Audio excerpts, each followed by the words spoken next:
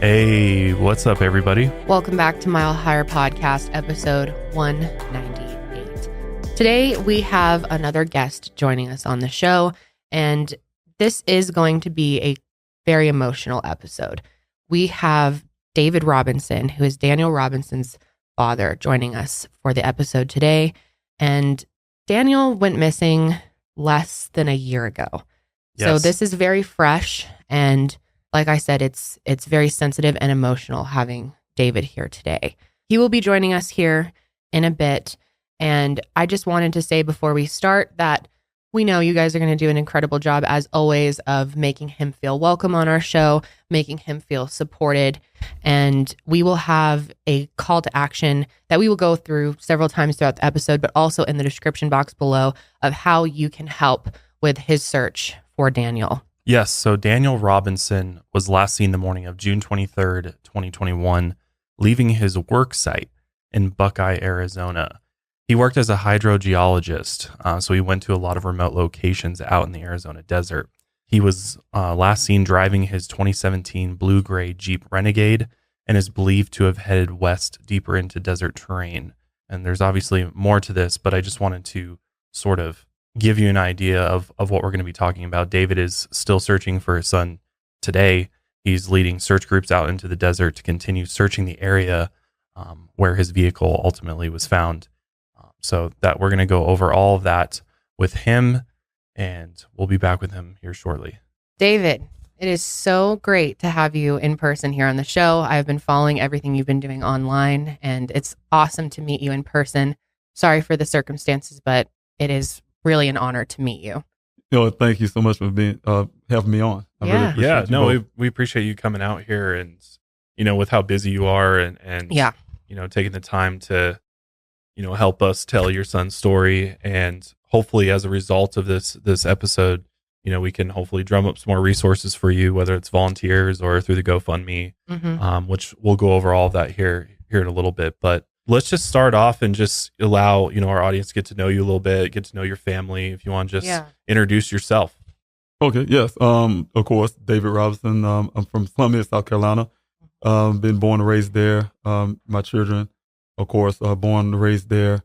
I'm just a man with a small family, but we're a very tight-knit family down in South Carolina. I'm the oldest of my sister.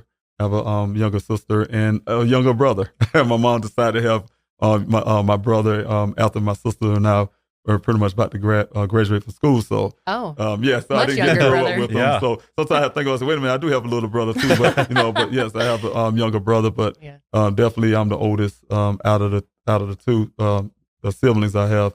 And like I said, I grew up in Columbia, South Carolina. In my career, I was going to school to be a computer engineer. In turn, I ended up having children. That kind of puts a roadblock a little bit. That kind of put a stop to some things. But I'm honored to have my children. And I did still try to go back to finish my career and end up joining the military. Which, thank you for your service, by the way. I really appreciate that. I have a lot of respect for people that serve. So yes, thank you. Yes, did 2 tours in Afghanistan with the military. Of course, I ended up getting medically discharged. Had a brain injury. Oh, wow. From being there in deployment. So, got out, medically retired here, and here I am in Arizona. From my retirement, my goal was to, like I say, go back to finish what I practice with my children. My children know that, hey, look, finish what you start. Right. And I was doing that. Yeah. But also wanted to try to start my own business and things like that. So as soon as I was doing that here, COVID.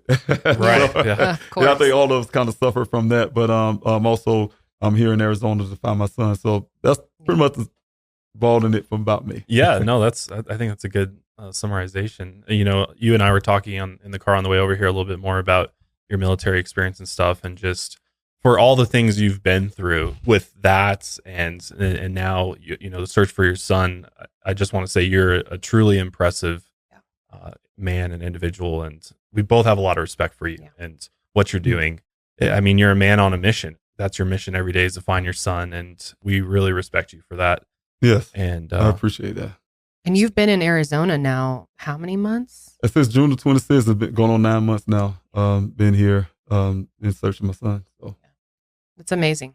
So before we jump into, what happened to Daniel, let's kind of go back and just let you sort of tell everybody what Daniel's like. How was his childhood? He's got siblings. Yeah, tell us a little bit about family life, growing up. yeah, well, Daniel, he's the youngest of his group. Okay. His group. Yeah, so I'll say you have an older brother and twin sisters. In growing up with them, and he's the youngest out of that group. When I say that group, I ended up getting married again, and I have a younger daughter. She's 14 now. Okay. Well, no, take it back. Yesterday she turned 15, so she would get mad at me. Yeah, better get it right. But yes, he's the youngest of that group, and Daniel, of course, he was born with one hand. Right. From birth. So when he was born, of course, all families we always going to feel a certain way when we see certain things. So Yeah. But he was special. Yeah. So I knew that off the beginning. He's really loud. When he was coming out, he was really loud and crying really hard. And I said, man, he have a strong voice. But just from that, knowing that Daniel was going to be a strong child. As he got older, of course, I think one of the biggest moments is when he spoke to his mom about his hand. And that's when he noticed, I guess, I think he was probably going on 5 years old, if that, and he noticed he just had one hand and his siblings had two. He said, Mom, where's my other hand, for instance? And I believe his mother told him, hey, look, God has it, and he's going to return it to you one day. He never asked about that ever again. Wow. Of course, we wanted to give him prosthetics to try to help him out as parents, try to make sure that he's doing well in school and things like that. Right. But we learned really quickly he didn't like it. He would fight about that prosthetics. He didn't want it. Yeah. Daniel, like I said, he's a person that challenges himself. He always challenges his siblings, whether it's video games to school. So he had his older brother. All of them was doing very well in school, and so he looked at the rest of them like, oh, I can do better than them. So Yeah. if you look at Daniel, He's got a lot to prove being the youngest. Man, yeah, he's the youngest, and that's what they talk about. All three of them, well, all four of them, they would sit there together and discuss about who's the smartest, I guess. That type deal. And so yeah, he had to really prove it, and he's really been doing that.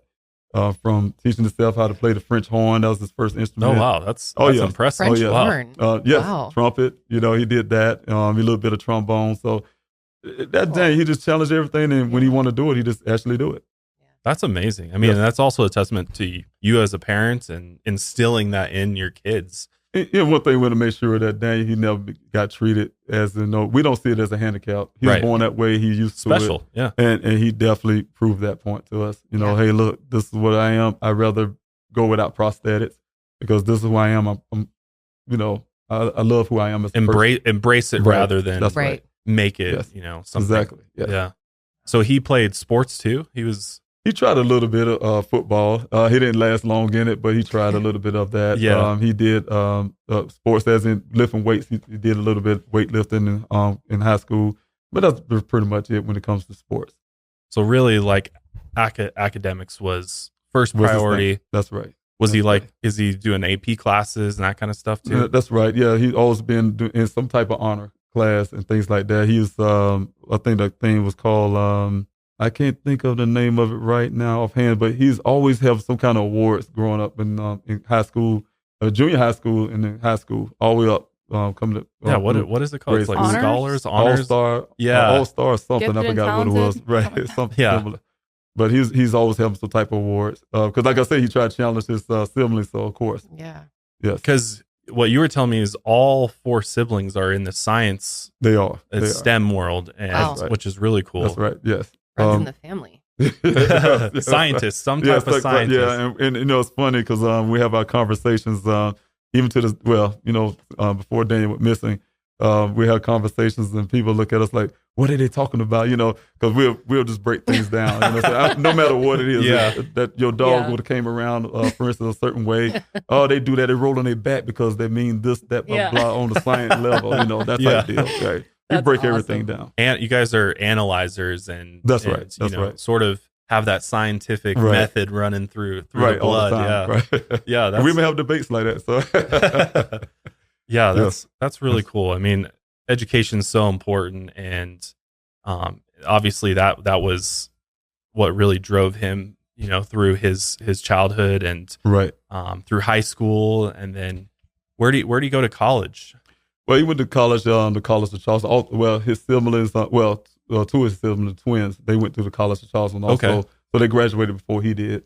But he went there in his freshman year. That's when he fell in love with geology. Interesting. So he took like an intro to geology, and And just that's was what like, it was. "This Right. is really Yes. interesting." He Wow. fell in love with it. Because he was just like most college students, undecided when he first got there. Right, Yeah. right. So Yeah. you need kind of those basic courses to sort of figure out what Right. you want to dive deep into. That's right. And geology was it for him. That was it. And he What was it about geology that he really liked? Like, I really don't know. I never did ask him that. that's kind of a weird question. I was thinking when he was going through college, I was had the impression I learned that quick from his sisters that you think it's gonna be cheaper. They say, "Oh man, he going to college now. I can save some of my money." No, it became more expensive. Yeah. But I was more concerned about the academics, make sure that he's making it through. He's a boy, and he was living the college experience. There's a lot of distractions once you get to college. Yeah. He was living the college experience. His sister would say, "Dad, I don't know. Daniel's always at this party. He's always doing this, and with his little buddies in the dorms Yeah. or whatever. Yeah. That type deal." So he had like a social life going in very, college. very, very big one. Yeah. So it wasn't all just books and studying. No, he was no. having a good time Yes, too. and he graduated with honors. So that's the thing, right? In Yeah. 2019, right? Right. Yeah. So he fell in love with geology, and so geology is kind of one of those fields too, where being in South Carolina, I don't know if there's a big, sort of career field in South Carolina for geologists. But how did he sort of what did he do after he graduated to sort of figure out what his next step was? Well, one thing I was teaching my children is to expand their horizons. And Yeah. Daniel, all three of them decided to do that. They listened to what I was teaching them as they was growing up. The world is bigger than South Carolina. Their mother was more of, she's a mother. Mhm. Stay close to home. I want to Sure. make sure you're okay. Yeah. And I'm like, no, go abroad, go away, get away from here. So they was able to do that. And Daniel did the same thing. Once he graduated, like you say, not much you can do in geology in South Right. Carolina. Yeah. So Phoenix, Arizona was the place to go for him. So he found Matrix New World Engineering in Phoenix, Arizona. Yes. So he got a job right out of school then. Right out of school. That's impressive. I mean, that's I can give some credit to his best friend in college because his best friend's parents own that company. Oh, yes. Okay. So he had it in. He had So it. he had it in there because both of them are geologists. So he met them in college. They right. So So the social life paid off. there you go. Yeah, It paid sometimes off. those Yes, social connections exactly. help you out later. So had he ever been to Arizona before? No, he have not. So he had no idea what he was sort of. His mother was nervous, but I was happy. So Yeah. He went out there to after he graduated. Of course, he had to do. I didn't really understand that, but he had to do one last final class out there, and it was in Flagstaff. Okay. And Okay. once he left Flagstaff, he just went straight to Phoenix, and he's on his job. What So- did he think of it when he first got down there? Did he like oh Arizona? my gosh, he's in our conversation, Daniel. If he was around today, he still was trying to convince me to move to Arizona. Oh, really? He was all about it. He loved huh? Arizona. Yeah. Yeah, Oh. the rocks and the hiking and It's beautiful. I mean, he's a big especially nature Sedona. lover. He's really in yeah. love with that and that Interesting. type of stuff. Right. Yeah, Sedona. he was really looking forward to you coming out there and hiking And with he him, was. right? He Yeah. was. Yes. Very much so. So he's always been kind of a nature lover and just loves being outside and And I think I can say I didn't really was aware of his really love for outdoor type things until he started getting into college because he always wanted to go on trips with his friends. Mm. And because when he was growing up, I can say his mother and I, when we were married, we kind of sheltered them a lot. Okay. And when I say shelter, we try to keep them from going through some of the same things we had to go through when we was growing up, and we put them in certain places. And so they didn't get to venture out and do all the things. I'm telling them about those things. So I think once he got out, he said, "Hey, I'm free. Let me go." Yeah, that type yeah. deal. So yes, okay. Yeah, I mean, I think that's a good way to approach it too. I think it's good Right. to give them the foundation Yeah. right. and give them those life experiences that you share and lessons, and then but also when it's time for them to go out into the world to support that as well. And I think that's great that you supported him going out into the world and moving far to the other side of the country, totally different landscape, totally different, people and environment. So he moves to Arizona, and he doesn't necessarily have a place to live right away, right? Right. And the thing is, now that's the only time I told him to come back home first. Yeah. It's because he was leaving that class in Flagstaff to go to Phoenix. I'm like, where are you going to go? Yeah. Pretty much. And then he said he had a friend. I don't know who his friend was. I know who it is now. But who was going to let him in stay for a few weeks or whatever until he get his place. So. Is that Roger? Roger, that's right. Okay. Yes. Okay. And he was a coworker. Ended up being a coworker, right? One of the coworkers there. Okay. Is he older than Daniel? He could be. I think Roger could be at least about 5. Close though. Yeah, it's close, but not super older. Okay. But, yeah. So he moved in with him temporarily, and that was just supposed to be until he found another place. That's right. Okay. So he lived with him about a month initially? It's about a month. Once he got started on his job and got his paycheck, I guess, and then he decided to get his apartment. And they became pretty good friends living together and would carpool together to work? That's right. Okay. Daniel ended up getting his first vehicle.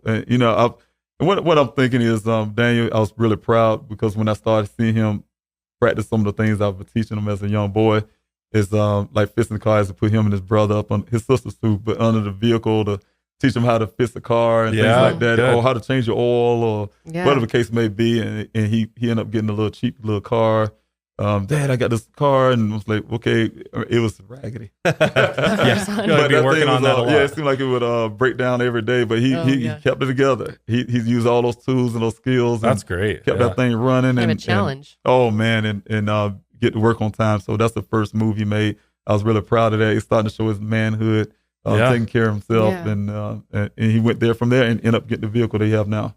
The Jeep Renegade 2017. So Roger worked in the office, and then Daniel worked out in the field. So he was outside most of the time, right? And he probably really enjoyed that. And that's what it is. Daniel, he's like I said, I learned that as he was coming out of college, while he was in college, and also when he was coming out of college, that he really, and I could see my spirit coming out of it because that's how I am. I'm a person that want to be out somewhere doing something. But he's a little more intense with the nature part. I won't go just say, hey, I'm choosing to go hiking one day. But that's Daniel. You know what I'm saying? So he's definitely, I've seen some of that come out. Okay. And eventually he did find his own place, and he moved out of Roger's place. Did you get to see that apartment, or had you seen pictures of it or anything? I haven't seen anything. Just just from word of mouth, what he was telling me. Okay. But he and Roger still remained friends. They would get together. They have for a long time. Okay. I think until Daniel went missing, Roger has been considered a friend. Right. And he got a new apartment in Tempe, right? Is it Tempe? Well, he started off in Phoenix. He started off in Phoenix. Oh, did he? Okay. Right. When he first got his first apartment, he did end up getting a roommate a little while after that. And, did he? Okay. Because I think he moved in. His sister was complaining, Dan, you sure you can afford it? Because, he couldn't afford it. But, Daniel wasn't thinking like, hey, look, that bill, what you're paying for this rent is going to cut you on some of your, fun, money you want to put aside or whatever the case may be. Yeah. And so he learned that quickly, and he got a roommate. Yes. So you were planning to eventually go out and visit Daniel? I have, yes. Okay. Yes. Did you have that already scheduled? And we did. I was supposed to be in there. His sister in California, she was coming down. He do have a sister in Phoenix. We always going to meet out of his place or the sister in Phoenix, her place, July. Okay. July last year. Wow. It was right in July. We already had it scheduled, especially with the whole COVID thing going on. We still was going to try to make a way to get there, and we were supposed to spend time, and that's when he wanted to show me the vehicle for the first time. So yes. He was really proud of that car. He just built the computer. He just got his there's a couple of things he was really wanting to show me. He's me being a computer engineer major, he was building that computer and was going back and forth, and the RAM he was putting in that's great.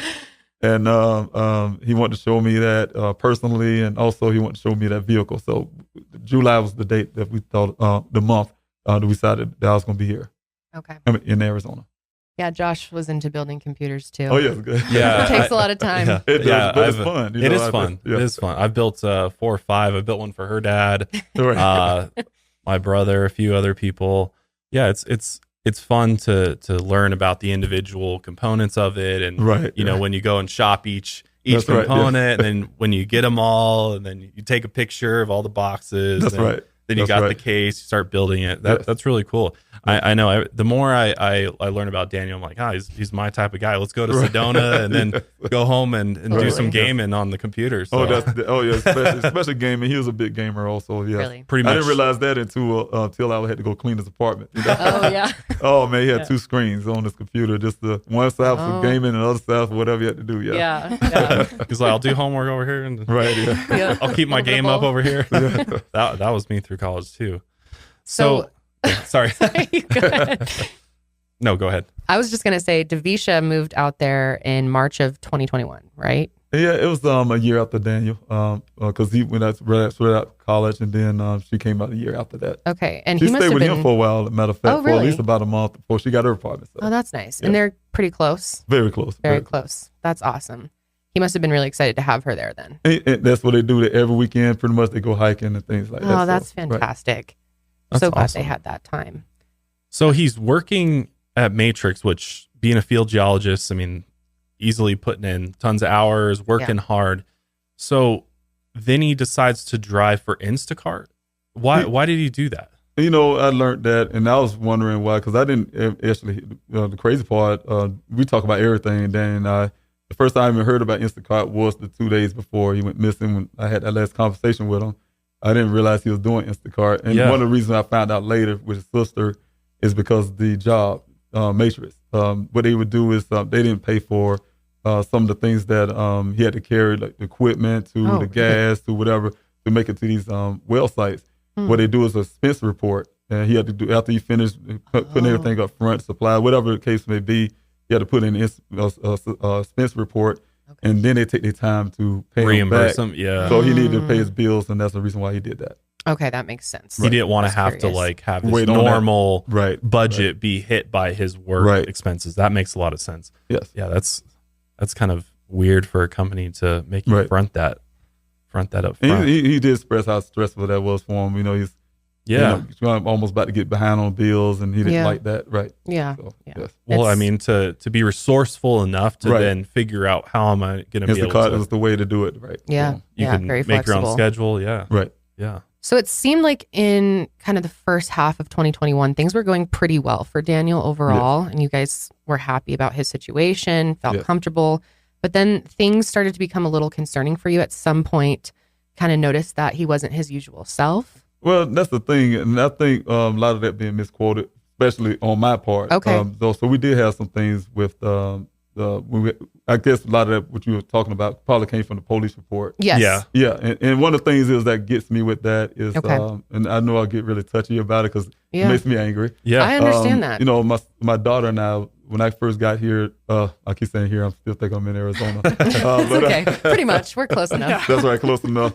But one of the things is, of course, I'm looking Yeah. for any kind of indications what could be wrong with my son or anything. Right. So we had to literally sit there in what I know was interrogation room at the time with the officers, detective. Well, it wasn't a detective at the time, just the officer, and they just say, "Hey, think of anything." So we just kind of go back in our mind and try to figure out any type deal. I think my daughter did come up with some weeks or something before, or some days before. I can't remember how long it was that he came to her apartment and stared off. Like, and I take Right. it differently. As Sure, far, I'm you're like, probably- I stare off. Okay. Was it David? Kind of knocked me out of it because I may be in. That don't mean something wrong. Could be I'm tired in or deep just thought. yeah, I'm in deep yeah, thought or about something, pondering. but Yeah. that's what only thing she can think of, and that's what was put in the report. So I do have that. Okay. One of the biggest things I want to really clear up really quickly is that I did see in the report, and I guess the weird part is I didn't even know this for months until about 2 or 3 months ago that it was in the report.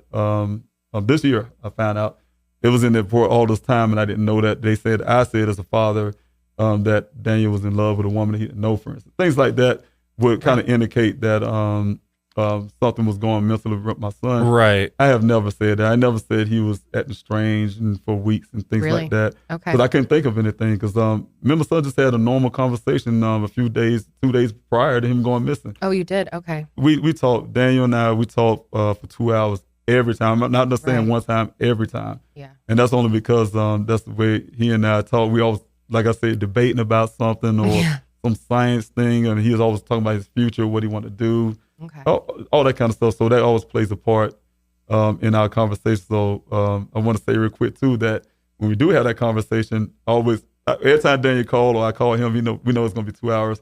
So whenever you do call, sometimes I can't take his call right then.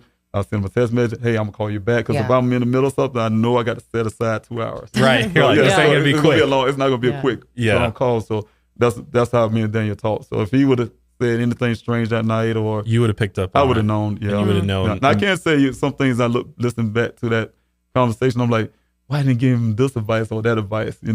Sometimes I look at that, but it wasn't nothing that would say he would want to disappear or something. So when he was talking about, like you just said, his life and future plans, there was no red flags or any sort of thing. It seemed totally normal, totally on track with what you had come to know what Daniel's future looked like. Right. If you're going by the last conversation, yes. Well, one thing that probably stood out only in that conversation with my son is the thing about asking me about love. Like, what is love? He never had a real girlfriend. So Okay. Of course, I'm sure he probably liked the young lady or something. I'm not sure.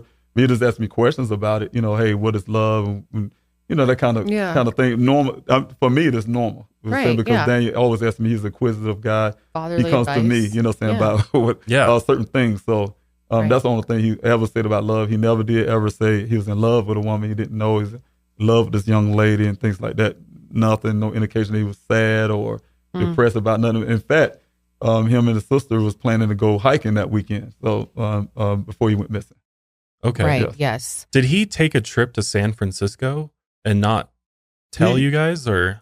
Well, he took a trip to see his sister. Okay. And he didn't stay in until he got halfway on the trip. Like I said, that's the point I was making when I say that 6 hours. When I look at the time and when he went missing, and it was like 6 hours later. If he wasn't saying nothing in like 3 hours, I would have been so concerned. But when I was looking at 6 hours, and no, it never been that long that Daniel don't say anything. So that one particular time, Daniel did start heading up towards, I guess, to surprise his sister. And when he got halfway there, he said, "Hey, I'm coming." Because she told me, she's like, he said, "I'm almost there," and it's like, "What? I knew you was coming." So he kind of surprised her, right? So he did stop by there, and then once he stayed there over the night part, he got up really early and he went to San Francisco. Okay, right, gotcha. Okay. But we know that we knew he went to San Francisco, and then from there he went to Death Valley for whatever reason. Okay, so, like, what is in Death Valley? I think he just wanted to see it, and then come back. Right. Okay. Your hair is completely unique, and products that address its specific needs. That's where Function of Beauty comes in. Function of Beauty is the world's first fully customizable hair care that creates individually filled shampoos, conditioners, styling, and treatment formulas based on your hair now and where you want it to go. So here's how it works. First, take the quick hair quiz to build your hair profile and select 5 hair goals, like lengthen, volumize, and oil control. Does your hair get frizzy in the winter but oily in the summer? Function formulations are meant to be changed when your needs change.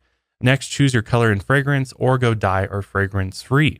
Then get your freshly filled formula delivered straight to your door and prepare for good hair days ahead. When I went and did my personal shampoo and conditioner, it was a lot of fun picking the color and the fragrance, I must say. There's so many choices. I ended up doing this sort of mint bluish green color, and then I had to couple that with a really nice like eucalyptus minty smell, which for some reason in the morning just hits differently. So say goodbye to generic hair care for good today.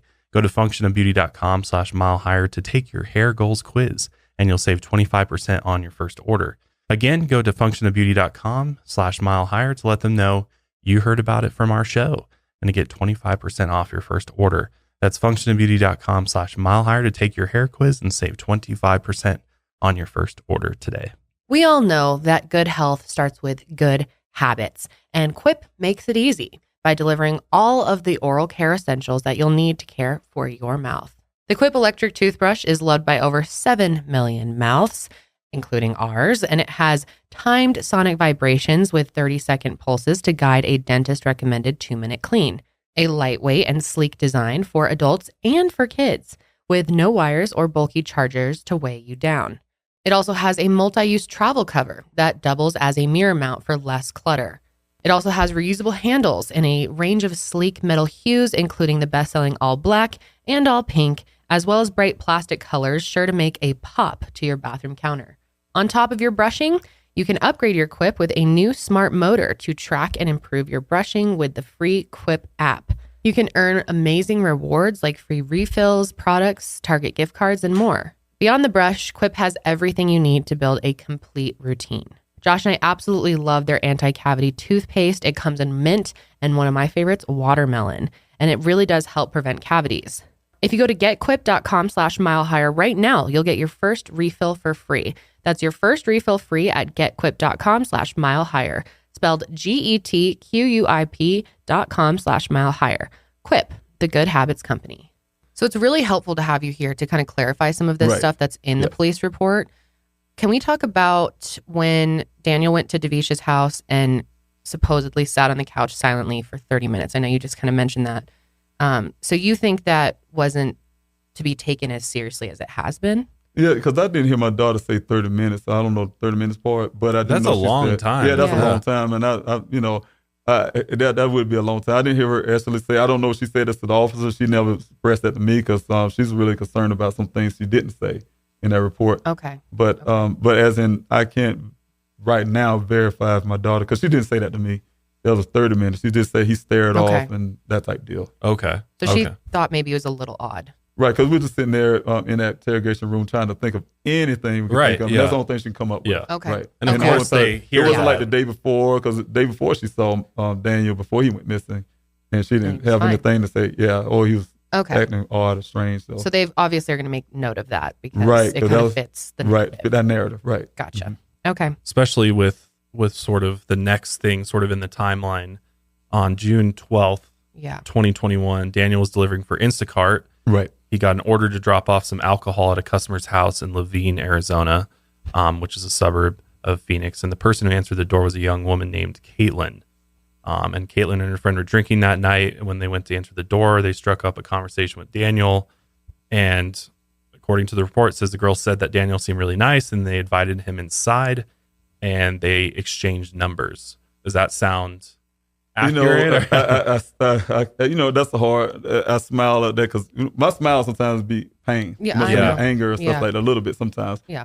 So don't get that confused. The problem with this whole narrative about this young lady is I know the story, and I had to listen to it all the time. I record everything. I just put it out there. When I have phone calls, all my business calls, all recorded, right? And this time, I know it had to be God because I don't record my family and friends or things like that. But I was able to have the full conversation with my son, and God have a way of making things like that happen. I had to listen to this thing over and over and over because I try to look for any kind of clues. And my son have never. First of all, I'm gonna tell you it was wine. I think in some of the reports they make it sound like some liquor. Yeah. Like this. No, but these women had wine, right? Okay. And my son did mention the two young ladies, and like I can't share a little conversation with that. He expressed, he kind of brushed over, hey, Dad, I met these, he said he was talking about the love thing, kind of curious. And then he went into about the young lady. He kind of brushed over it a little bit, like, oh, yeah, I just met this, this young lady, blah, blah. And he just kind of kept going. So I backed him and said, wait a minute, because I was curious as a father, oh, you talking about some girl? Because I'm just listening to him. Yeah. And then he says, because I asked her how you met him. To make a long story short, and he said, "How you met this young lady?" He said, "Oh, it's the weirdest way. It's through Instacart and whatever." And that's when I really kind of understood. I said, "Hey, you're doing Instacart? What's that all about?" Okay, okay. Yeah. So, but just then the conversation at the time, I was really trying to put in pieces what he was talking about because he was mentioning it. He's been at night over there, and that's when I stopped as a father, and I'm like, "Okay, well, let's back that up. You met some two young ladies." Then you bringing them some alcohol, some wine. He said somebody messed up the wine order, and he kind of fits the order for him. And They had some type of conversation, and then he ended up spending the night over there with them. And, and then, he went through the whole process of how he left his canopy over there, and he had to come back. I don't know if it was a couple of days or something, but come back to get his canopy out of her backyard. And so I kind of cut him off like, wait a minute, son. So you telling me that you're going to spend out some woman house that you don't even know like that? That was my concern. Sure, you're as like, a father, because I was young too, man. And one of the smartest things is not to be spending the night at somebody's house. They got a husband, boyfriend, or whatever the case may be. I told him, not being honest, I say, son, you sleep and next thing you wake up, you got a gun to your head or something. You never know. Yeah. And he said, well, I know she's that's her house. Because I asked him, how that's her house. He's like, oh, I know it's her house because I guess where the house look. And I said, you're too smart to be saying something dumb like that. That don't make sense to me. Yeah. I'm looking back hindsight, but that's some of the conversation we had. That don't make sense to me. Like, you think that because of the way the house is, you like to take. Then I start asking questions, of course, as a father. Where did she work? Then I asked him her name. He did tell me her name was Caitlin. I was like, yeah, my neighbor's name is Caitlin, Right, so, because I do have a neighbor, and she probably get mad at me but saying that, but I do have a neighbor back in South Carolina named Caitlin. So I'm like, I said, well, tell me more about her, and he was pretty much telling me how he met her, and they had a little conversation, and like I said, of course, spending the night or whatever, and so it's just kind of a friendly hangout, just that type thing. And he just kind of was like, she's cute, let's just kind of talk, get to know each other. It was never like he was in love with her or anything. I didn't hear much about the other lady, just that she was there. Okay.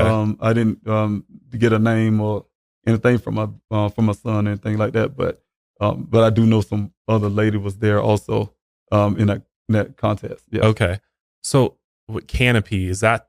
Is that part of the Jeep? I have his canopy now. I didn't know exactly what type of canopy he had, but I have it. It's something he used for his job too, because he's in the middle of nowhere. That well sit there. It's canopy to keep the sun off of him. Gotcha. Okay.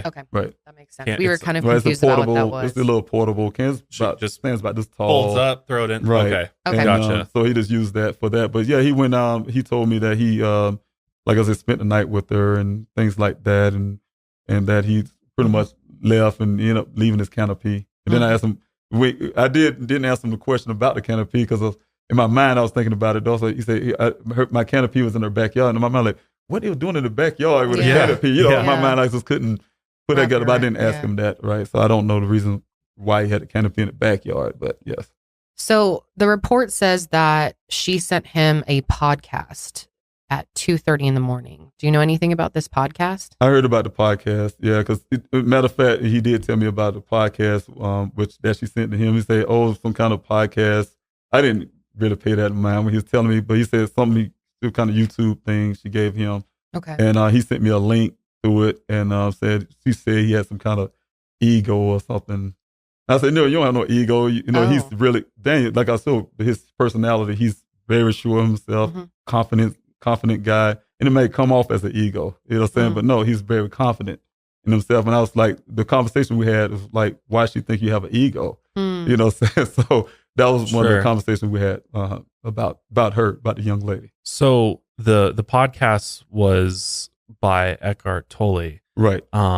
Who's a sort of a spiritual teacher, but sort of an alternative view on spirituality. He has his own sort of thoughts and feelings about it, which I was going to ask you, did you raise him Christian? Was that like did he go to church? Was that sort of what was instilled from? Right. Yeah, he's Christian. Right. So that way. So, because when I look at that, I came from a Christian background as well. And, I'm familiar with Eckhart Tolle as well. And what's interesting to me about that is because, he's raised with these beliefs and then he meets this girl.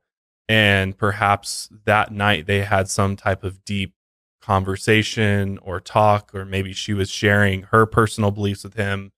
And maybe that got him thinking perhaps, or questioning things, maybe his own faith, or sort of, where he's at in his life. And what's your kind of thoughts about that? Do you think that's possible? Or? Yeah, that's possible. Okay. I believe that's, because, and I want to say one thing too. I think the report some people asked me like they almost met one night and then the next day this happened. No, they knew each other for a little while for her to know that, in her opinion, they have an ego, first of all. Yeah. So he didn't meet her that night. he met her before this night? No, I'm No, saying that they after, met after. yeah. But I'm saying they've been talking Sorry. from that night that they first met for a while. Okay. Before he So went they had missing. a connection. They made a Right. It was connection. something like overnight that he met her and then he went missing. No, it didn't go Right. that way. So they know No. each other for a little bit first. So at least over Okay. almost 2 weeks I span. see what you're saying. And but that's I can believe that can be some things because he was mentioning it to me about it. So hey, look, Yeah. just send me this podcast, and he sent me Yeah. the copy Right. of it, and so I listened to it. I didn't see, like you said, it's alternate about ego and things like that. So I said, I wonder telling your own story or something out of what he was saying, Okay. and so I didn't see any reference to that being him. So going. you had listened to it before he had even gone missing. Right. Wow, Right. interesting. Yes. Okay. Yeah, because it's interesting. I was kind of looking at refreshing myself on some of his stuff and a lot of it's like self-help kind of. It's like Right, it's spiritual, but it's also a lot of self-help Right. advice and guidance about how to live your truest self Right. and the happiest version of you. So it's interesting because I mean, from your perspective and from everything that we know about Daniel, he was living the way that he wanted to live. He was doing everything that he wanted to do. So it'd be, and the reason I'm hitting this so hard is because to me, it seemed like based on the police's narrative and report, the fact that they even put this in there, and was it sort of a night of revelation where, he realized, am I living my truest self? Am I living the way that I want to live? Am I doing the things I want to do? Did meeting her sort of switch that in some way? And I hope so. Yeah. I hope it's. I say I hope so because I know a lot of people probably do listen to. I'm think Daniel the only one. Yeah, So yeah. a lot of people probably improved on their life in some form or fashion. The same way I was raised up. I was raised up Christian. Also, it's called Pentecostal holiness, and I'm not doing some of those things. I kind of graduated from Sure. what I grew up, believing into what I believe now. So, but I'm not going missing for it, Right, type deal. right. So. Yeah, I think of the betterment of life, any kind of inspiration for some people may work Yeah. that way. So I'm not going to down the podcast at all because I don't know Okay. his full teaching. I just know that one type deal that I listen to. Right. Yeah, it's not like there's a lot more off the wall sort of, people out there that sort of do similar things to what he does, and they're more radical sort of views and things like that. And he's really not that type of person. Right. So I because for me, I'm like, I see where they're trying to put that in there, and like sort of like, well, maybe, especially when we talk about the monastery and all of that. Right. Yeah. I kind of see the connections they're trying to draw there, but they're very, very Doesn't really vague. make Right. Yeah, sense. I can understand in a sense where you're trying to find out what happened, but at the same time, I'm hoping that in my point of view that some of the things I believe about my own son, Yeah. should also fit into Absolutely. their report also. Yeah. Absolutely. Yeah. Yeah. So from the 12th of June to June 14th, like you said, it's almost 2 weeks go by, and we probably have a very small snippet of text messages between them. And of course, the text messages that we do have are ones that they're raising questions about and are kind of odd, I guess. So on June 14th at 7:19 p.m., Daniel texted Caitlin that he accidentally left his canopy outside of her house. He asked when he can come by and get it. And that's when he told her that the podcast she sent him was great. And then she said, come pick it up whenever. And then the next day on June 16th, Daniel drove to Caitlin's house, knocked on the door, and left when nobody answered. And Caitlin saw him come up to the house on her security camera. She texted Daniel and told him that she was out in Flagstaff and would be home that night, and she'd leave the canopy at the front of her house before leaving for work the next morning. Then the text started to get weird, and Daniel sent Caitlin a heart emoji and texted her, "I'm sorry." Which, again, I'm just reading what's from the report. Right. I don't think that's necessarily weird. I don't know why weird. Well, I'm gonna give you a little bit of what Daniel said Please to do. me Yeah. personally. Yeah. When he told me that about the for instance, he sent a text saying, "Don't come up here uninvited." He did tell me he went to go pick up his canopy. He said he pretty much with the things that he texted her, and this is what he telling me before this whole police report. Yeah. Before he even went missing. He did text her and say, "Hey, he need his canopy." She didn't answer. But he knew where he left it in her backyard, which was easy to grab. Yeah, I'll He just grab it real quick. Just went on out in the backyard pretty much on his own accord and grabbed it and left. And that's when she texted him, "Hey, don't come up under here She said, here please uninvited. stop showing up unannounced. Is that Yeah, correct? he did tell me that. She said, don't come over here uninvited or something or the other. Okay. On a text message. But he said, because I asked him like, well, okay, where that came from. He said she had some type of ring type camera or something. She saw him. Okay. Right, to grab his canopy. But And he said, needed it for okay. his job, and she wouldn't Had to answer, get so it. he went to go It's get outside. it. It's not, right. It's outside in the backyard. He didn't have any ill intention by doing that. No, as far as I can tell, no. Yeah. And he responded and said, okay, I won't ever again. Right. And then it said in the report that he also said, I couldn't stop thinking about you. And and if I think for me as a father, some people say I'm biased, but at the same time, I'm a person, like I told you, we break down everything. Right. And I try to think of my son as somebody else for just for the sake of that. And I think like if for a person to say something like that, it had to be more conversation, right? Mm-hmm. You don't come off and say, "Oh, if he said I love you," which I really don't really believe all of that. But one thing that I learned since I've been doing this is going with the report, and I have my son's phone. And one of the biggest things that struck me when the Buckeye Police Department released that phone to me is it been stripped of the memory card. It been stripped of everything between the conversation between him and the young lady. All her pictures out of his phone. The only thing that's still in the phone was her name and her phone number. All that stuff was stripped out of the phone for whatever reason.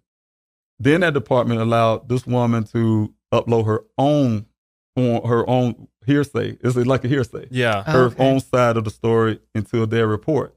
Okay. But if you look at their report and you look at those timelines really closely, you'll start seeing how a text message say on, let's say, June 23rd, I'm using the date, June 23rd at such time, and they have whatever they said. And then even if it's the same day, it'll say June 23rd at such time, then the next thing they said. If you look at it real close, you'll start seeing that things start changing. It start have no timestamp.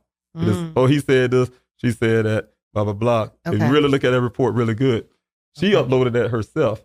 The other part is that my son's account is not there. But I can tell you from the phone record, they talked a lot more than just what's on that text message. Right. Yeah. So a lot of it's missing. So that's what I'm saying. Selected. So I don't know what the real conversation was. She said she loved him, and he said, "Oh, I love you," or I do not know. And so we still don't know, only because a lot of stuff is not there. And did he tell his sister he loved her? No, never. And she's me and her we were both upset about that. And I really asked the Buckeye Police Department to retract where that. I never come said from? anything like that. She never said anything like that. Because the way that they frame this makes him look like he's kind of being stalkerish. And that hurt my feelings when the police officer came to me and said that to me. I was really like, and it's funny, if they say I was being biased, I actually had to sit back and like say, I don't believe that, but I couldn't say wholeheartedly my son didn't do this. Right. So I was like kind of considering like, okay, well, let me make sure my son didn't do this, because if he was doing that, I'm a strong advocate about women, being treated a certain way. And I'm like, oh no, even if he's my son, he's not going to treat a woman that way or bother her that way. So that was the first indication for me to make sure that, he wasn't doing that. But then I thought about it again. No, when I started getting more evidence with the phone and things like that, no, I don't believe that. So some of these text messages that they have written down in the report, they haven't been pulled actually from phone records. They've just been hearsay, essentially. That's right. Okay. Not actual phone record. They literally, from the report, he went to talk to the young lady and literally told her to update, but it gave her, I guess, some kind of where you update your stuff into the file or whatever. Huh. She did it herself. Right? Oh, wow. Update. So you haven't gotten the actual cell phone records with? I have records, but the records we have is only say they text, back and forth, but don't say the content. What it was. Right, what it was. So that's what I'm saying. You match those together with the police report. It don't match up. Yeah. Right. So there's a lot of missing conversation. Right. And the police department don't have my son's phone records, no matter what they say on the report.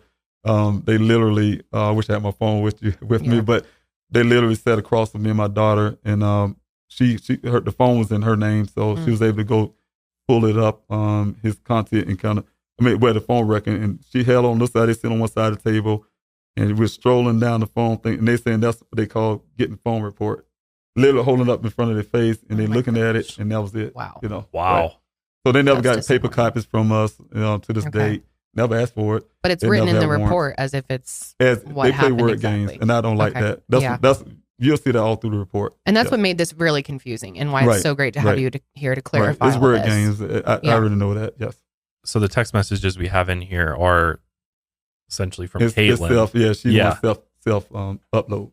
Yes. Okay, and she uploaded them. They're not. She uploaded it. Right. That's right. Okay. That's what I'm saying. She uploaded and they let her put it in the report. And have you ever met Caitlin? No, I haven't. No. Okay, so you've never been able to. I'm clarify sure I with don't her. either. Okay. I don't want to meet her. Okay. I mean, when I say it that way, I have my reasons why, especially my investigation part of. Now I don't want to meet her.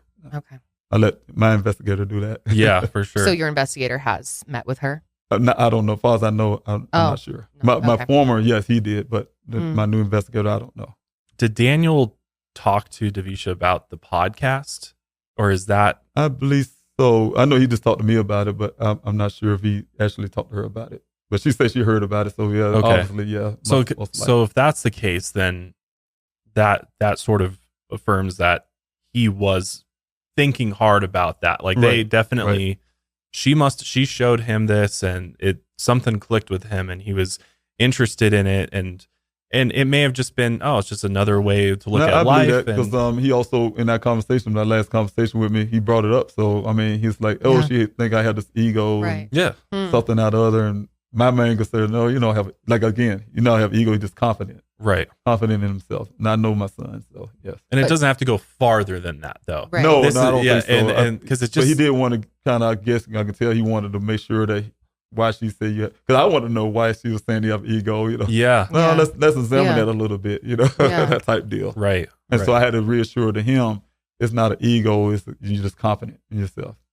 So when he was telling you about that, did he talk to you about this girl? Like, did he say it was this girl named Caitlin? And did he ever say they were in a relationship, or was it just a girl he liked in there? He didn't say he liked her. He didn't even say she liked her. The only thing he said was that they spent the night there, and he got up the next day and he was gone. And then he realized he left his canopy in her backyard. And I was like, okay, why is canopy I was thinking that in my head, but I didn't say it here. I wanted to break that down. Right. But I didn't get a chance to figure out why the canopy, what you were doing in the backyard, that type deal. And this was the conversation you had on Father's Day, June 20th. Is that correct? It was on Father's, I don't know, it could have been Father's Day. I don't know. It might have been. I don't keep up with Father's Day, so it could have been. Okay. Right, but it was 2 days prior, yes. Okay. Because Caitlin basically said that Daniel texted her, "I love you," and asked if she was home. This was on June 20th. And then she texted Daniel, "Honestly, you showing up at my house unannounced made me extremely uncomfortable. I'll be home today, but I don't see us hanging out anytime soon." So I didn't learn about that stuff until after he went missing. Yeah. That she was saying. That's when I was hearing that from the officers, and that really concerned me as a father. You know, like I said, I look at the young lady at the time like she could have been my daughter's, and some guy was saying that, you know, that type deal. Yeah. So I was like, let me make sure my son didn't do that. Much as I wanted to think my son wouldn't say something like that, I had to kind of throw myself in that little small area and say, what if he did that? Then I need to, you know, find out why, you know, that type deal. Right, which again doesn't necessarily mean anything, or that he was being malicious, or I mean, it could have just been a natural attraction connection to this girl, and they had a really interesting conversation. You know, they stayed up all night talking or whatever, and maybe he wanted there to be more there, and they're, you know. Well, I could say my son, he's been dealing with a lot of young ladies, of course, in college, in his college life, and I don't think this one particular lady is going to be exclusively different. What I'm saying is, he's a young man, and maybe he did like her. I don't know. He didn't express it to me like that. Right. Maybe he did like her or something, but what caused him to like her? He's around a lot of females in college, and what's the difference? And to me, you know, what made her? She had to say something. You know, he's not a guy that's gonna say, "Oh, I'm just liking this girl for no reason." They spent the night together. Yeah. I don't know what was said that night when they spent the night together. I don't know what was said during the week, because we missing those messages. Right. So, I don't know why, you know, she can have that select thing to say, oh, I love you out of blue. But what's the response to that? Or why did he say that? You know, that type deal. So those are kind of questions I ask, if it's true, you know what I'm saying? Right. What caused that? What was right? There's got to be another side to it that we're just not seeing. Right. Because I know my son, he's a brilliant mind. young man, and he's level-headed. I can see him just randomly throwing out. Yeah, he's just all in love and stalking some woman. Now, and there's nothing coming back. He like women in college, and I ain't see him do nothing. Like, nobody ever expressed anything like that. So. Even in the response that's written down, it says, "Okay, but do you have any doubt? Either way, I'll have to be okay with your answer," which to me sounds very respectful. And that's where it gets down to when I examine that report where it's missing those timestamps. Yeah. And I'll say if you look at it, if that's almost like I'm not accusing him of saying that, but I'm really doing my investigation on that part. Okay. Is you can use apps to add text messages to a text change timestamps and right. And if you look at it, the whole format of where the way it came in, where she uploaded it. When it comes to those certain things that they said, he said, it changed. It don't have a timestamp. So if you really look at the report really clearly, you can see that because she uploaded it now. Yeah. So it's missing those timestamps, and it's like it was added to that. So you can't take any of this as like fact or this is like 100% what happened or how the conversation but went. we will, because I have the phone analyzed now, and nothing actually get deleted. So when that comes out, I will paste those realities based on his phone record and also what's on his phone, and see what I can get off that phone to match up. There's got to be more there, right? Yeah, exactly. There's more to that story with her for sure. Yep. Okay, so who is Luke? Luke is one of Daniel's friends from college, also, and he was in New York, I believe now. Yeah. Okay, but I think he came back here too. So well, Arizona. Yeah. So he came out to visit with Daniel the weekend of the 20th. Right. And he didn't notice Daniel acting odd at all. Because he probably wasn't acting odd. Yeah, I don't know. I didn't talk to Luke myself, so I don't know. I just hear certain things. A lot of that stuff, if it's in the report like that, I didn't talk to Luke personally, so I wouldn't know. Well, it just shows that they're trying to find more evidence of him acting odd, so they go and ask his friend if he was acting odd. And his friend says no, according to the report. Right. So then on the 21st, Roger came into work and noticed that Daniel was in the office, and he rarely came in the office because he's out in the field. But not only that, Daniel had cut his hair, and Roger said that he knew that Daniel had actually been trying to grow his hair out. When Roger tried talking to him, his responses were very short and dry. He asked him what was wrong, but Daniel didn't give much of an answer, and Roger knew something was wrong at that point. That's... I can't argue with Roger from a friend standpoint, because sometimes your children will have a friend and they might talk about some things that I probably wouldn't just know as a parent. But at the same time, when it comes to his hair now, I could say, man, Daniel always changing his hair. So I really don't understand that part, because when I saw him at his sister's wedding, he had them I don't know what you call those, almost like dreads to me, my opinion. Sure. And I'm like, when you grew that, because usually have his hair cut short. So he goes back and forth all the time. So you look at pictures that I have out there, is long one moment, short one no. So I don't see any. May not be any significance to that. Right. Okay. So the two of them also went to breakfast, and Roger had asked Daniel if he was having problems with a girl. According to the report, Daniel said that there was a girl he liked, but that person didn't know he existed. I don't know. I can't speak for that. Okay. I only so take what he said. Right. I only take that because I don't know what he said to Roger. Right, so. right, yeah. Yeah, so. Just take it for what it is. Just take it what it is. Yeah, I mean, he could have said that. I don't know. So. Roger also said in the report that Daniel was asking him a lot of questions and bringing up different statements, such as, do you believe in miracles? Maybe you should start believing in miracles. And then maybe brought up something about God or religion. I can believe it because he's been raised up believing in miracles. One thing is my children know a story that about faith. You know what I'm saying? I teach my children about faith. I believe in faith and, miracles and stuff like that. So, I wouldn't doubt he trying to convince somebody else about miracles. Would kind of make sense. Because I'm telling him that. Right. He also said something about ego, wanting to get rid of his ego. Ego is bad. And that kind of aligns with what he was saying to you. It could have been, yeah. So that seems like something he really could have said. Yeah. Right. So then the two of them went back to work.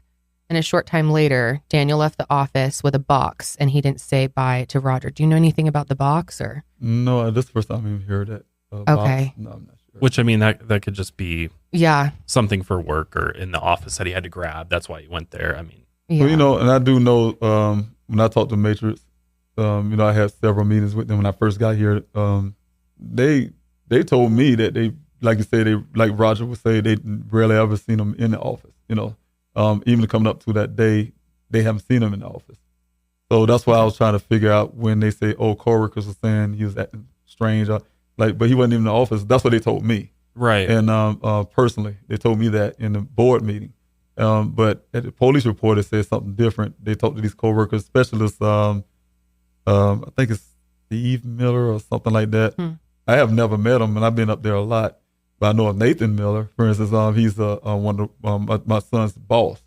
And I asked him, who is this Steve? Oh, it's one of the guys that work here, and never met him. He's like kind of hidden somewhere. Yeah. So I see these names and they say things, but at the same time, they're literally telling me that Dan wasn't even off. They hadn't seen him in a long while. I was gonna say, how can you? But then I heard Roger say on the report saying that he came through the office. I'm like, they're telling me two different things, right? So interesting, huh? Yeah. In a world full of many, many choices, especially when it comes to skincare, I don't know how many products they have in the skincare aisle these days, but it's way too many. And it's always difficult to try to figure out what kind of skincare products you need based on the type of skin you have, sort of the issues that you have with your skin. And that's where Curology really came in and saved the day for me. I've always had pretty good skin overall. I've definitely had some acne. I usually get acne from sweat after working out on my face. I get the occasional zits that pop up. But overall, my skin has been pretty good, but I wanted to make it even better. So that's where I got Curology. Curology is a game-changing custom skincare made for you by a dermatology provider. They'll create a custom prescription cream for your specific goals, whether that's tackling acne, clogged pores, skin texture, dark spots, fine lines, or something else. And you start by taking a short online skin quiz, and then they have you upload photos of your face. And if it's a good fit, they'll ship you your formula right to your door. It even has your name on the bottle, which is really cool. What I love about Curology was just how easy it really was. I mean, it's literally take that quiz real quick, upload some photos, and then before you know it, you've got that prescription cream at your front door. And it really doesn't take very long before you start to see results. At least that was my experience. So get started with Curology just like I did with a free 30-day trial at Curology.com/milehigher. Just pay $5 for shipping and handling. That's CUROLOGY.com/milehigher to start your free 30-day trial. You can cancel anytime, and prescriptions are subject to consultation. Again, check out Curology.com/milehigher to start your free 30-day trial today. Getting enough water during pregnancy can be such a challenge. My doctor literally told me yesterday, when you think you've drank enough, you haven't. Keep going. And so Liquid IV has been a huge help for me to make sure that I stay hydrated. When you push your body too hard or just feel run down, it's extremely important to stay hydrated. Making hydration a priority helps us feel better on the day-to-day basis. 1 stick of Liquid IV Hydration Multiplier and 16 ounces of water hydrates faster and more efficiently than water alone. And it comes in refreshing flavors like watermelon, lemon, lime, strawberry, pina colada, which is my favorite, and more. And 1 stick of Liquid IV contains 5 essential vitamins, B3, B5, B6, B12, and vitamin C, with 3 times the electrolytes of traditional sports drinks.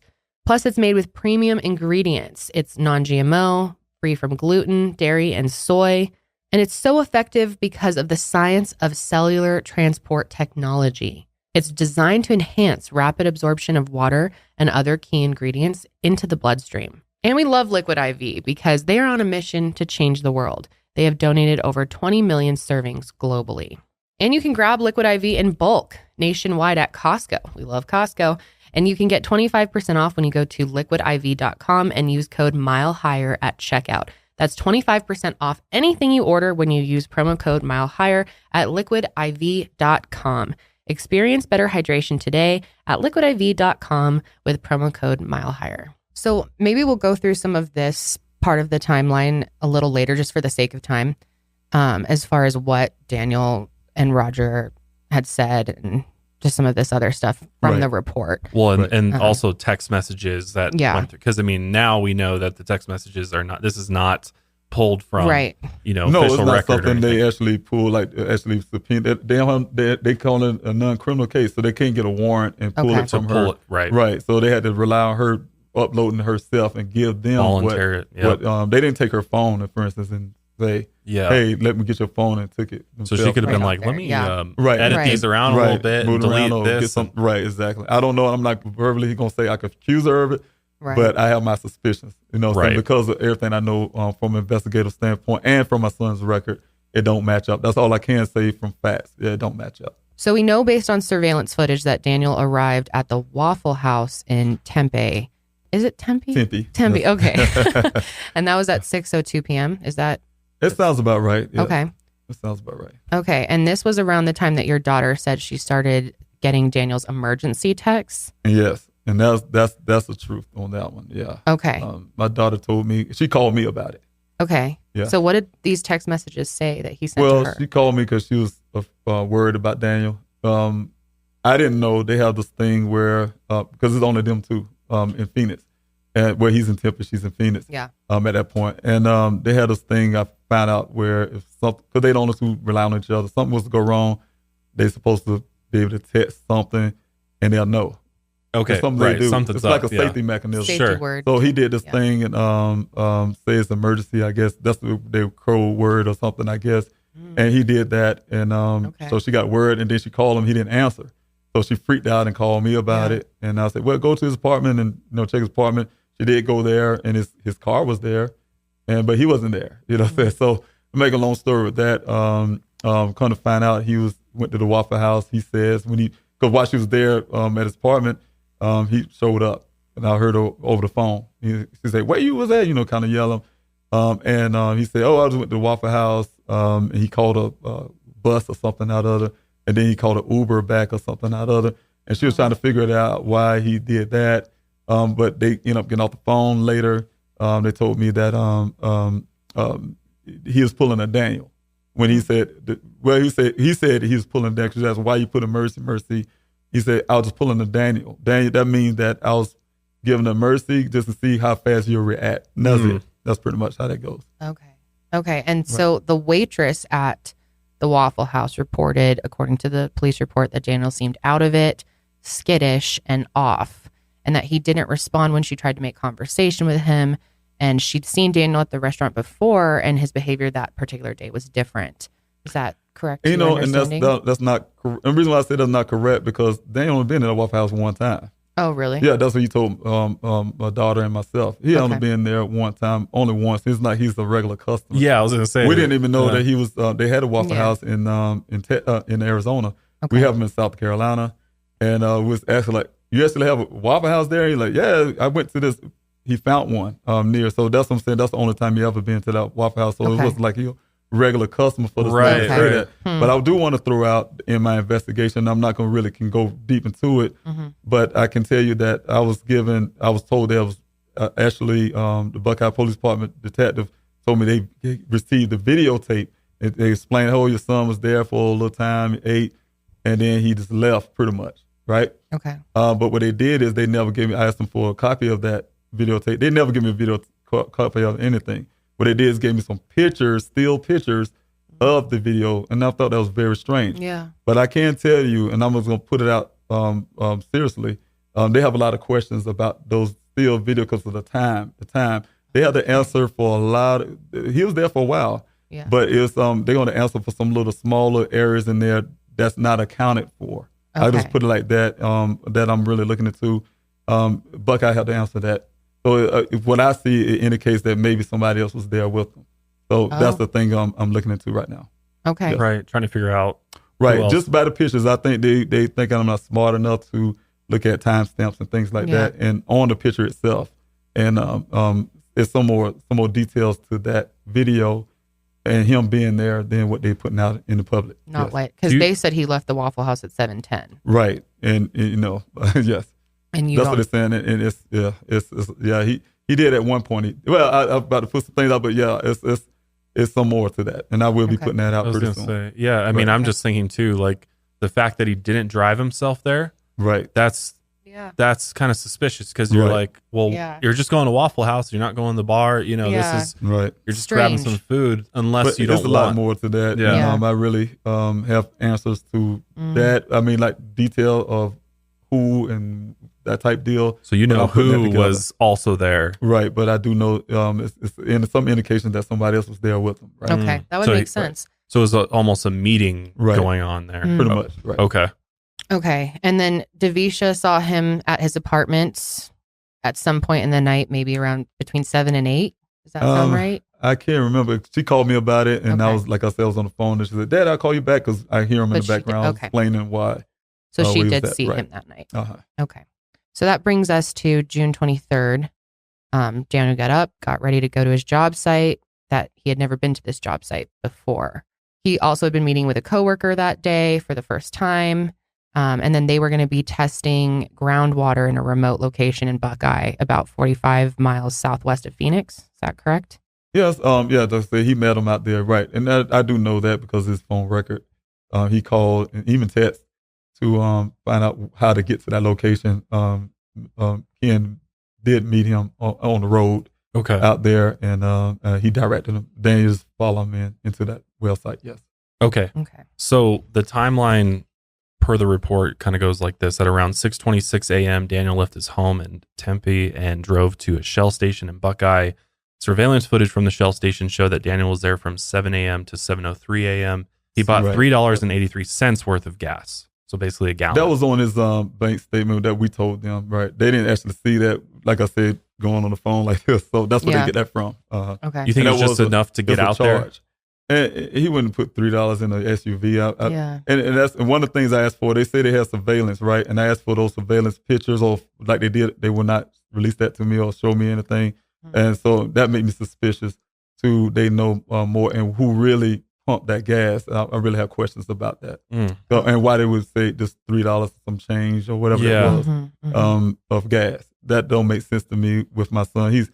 He don't, if his tank was almost that full, he's not going to cap it off at $3. Yeah. Or if he was empty, he know. Why would you? gonna Yeah. suck. Who would Yeah. do that? Right, it wouldn't work out. But well, I'm gonna let y'all keep going down. I have something to say. I was gonna say, I know it's coming on too. Yeah. I'm sure there's more to that. So then Daniel drove to a job site about a mile south of the Shell station and took 2 photos of some work logs.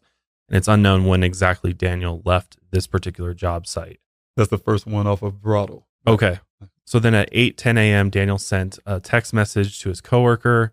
Daniel then eventually headed to the second job site. He drove north on Sun Valley Parkway and turned into Cactus Road to get there. And just to note, that text message has been redacted in the police report, so we're not. I aware. don't know what the text messages were, but I can tell you from his phone record, they had this. It wasn't just one text. They had Daniel. Daniel called him. He didn't answer. He called Daniel. Dan must have. But then when they did have a call, they had like a 30-second call, and then there's a text message, and then it's called. It's cut back and forth before you even got to Sun Valley Parkway. Right. Okay. Then he followed the dirt road 1 mile west, turned into another dirt road, and drove about 2,000 feet north to the job site. And he arrived there at approximately 9 a.m. That's what it says. Right. Yep. And then after he arrived, he met his coworker there. It would just be the two of them working together that day. Daniel was wearing his orange safety vest and his shoes were untied. The 23rd was a bit of a rainy and cool day, and it looked like more rain was on the way. And so they decided they needed to wait for the storm cell to pass before they could get to work. That day, it rained lightly from around 8 to 11 a.m., and the temperatures were in the low 90s. According to his coworker, at first, everything seemed normal. They talked about the weather and that day's job, but a few minutes later, Daniel started staring off into the desert with a distant look in his eyes. Again, this is from the report, and his coworker just said that Daniel just seemed off, whatever that means. Well, for me, couple of things. And I also heard that they say he was sleepy or something out of other. Yeah. According to the report, the coworker also suggested that maybe Daniel was on drugs, or that, he was tired. But he did note that his pupils weren't dilated. He's a medical science, I guess. He's a medical or I know, right? And He's just looking a for that, real yeah. guy, Yeah. So, but anyway, the thing is, one thing I can say from my perspective, first thing I did when I went to Arizona, from a father to another man, I had to say it that way. Yeah. Is to look this man in the eye, they're going to tell me about my son. Yeah. He had to tell me the same thing he was telling these cops, that my son just waved off him pretty much and just disappeared and never be seen again. I want to see this guy say this to me in my face. So I met him. I went through Matrix. Like I said, I was really in constant contact with them, and they arranged that for me. Right at the next day, I think I got there on the 26th. On 27th, I was talking to that Ken. Coworker. And right at that same place where he met my son, at that gate outside on Sun Valley Parkway. I didn't go down to the well. I had never been there, but I can tell you a little bit about that conversation with him. Like I said, he changed his story. That's what you guys hear me talk about, but they didn't put that in the report. Okay. But I can tell you, because of that, what he said, when I finally started my own searches, that was the first thing I did is went to the well site and staying out there, and they could tell you the people who was there. I kind of stepped in different spots in that area. They're probably looking at me like I'm crazy, but I wanted to put myself in my son's shoes and say, what he was staring off to. Yeah. And that area where the well was located at the time had heavy vegetation. And if you're staring off into the desert, like, where is he staring off to? You can't see nothing. Right. I mean, I can see the top of the peak of the mountain of the White Tank Mountains. You can see above the brush, but he wasn't staring off. Some certain things was kind of puzzling to me. Mm-hmm. So, that's one thing I can say that I wasn't understanding what he got from that. And also if the Buckeye Police Department had did just a little bit of work to really try to find out what happened to my son, they would have, like I said, the Google history is erased from his phone. But I was able to speak to Google themselves, and they helped me get some of that data back on the phone. Wow. And I was able to track some of my son's movement. Good for you. And it suggests that Daniel was actually working that night. He was working very late. So if he said he was tired, damn right he's tired. Excuse my expression. I'm sure I should say that. Yeah. No, but you're good. He's tired. If he had to go to another job at 6 o'clock in the morning and he just been working all night, I'll be tired too. And I would go to a worker and say, hey, it's raining. He had the power to do that because that's his job. Let's go ahead and close the site down for the day. Let's go back to Arizona, back to Phoenix or whatever the case may be. I'm tired. I'm going to go home and go to sleep. Okay. Simple as that. So, right. Totally explainable. To me, yeah. Right. And from what I found out, right. So just because this comes up again, but what is your understanding as far as drugs with your son? Did he ever talk to you about anything that he did in that area, or was that something he never did?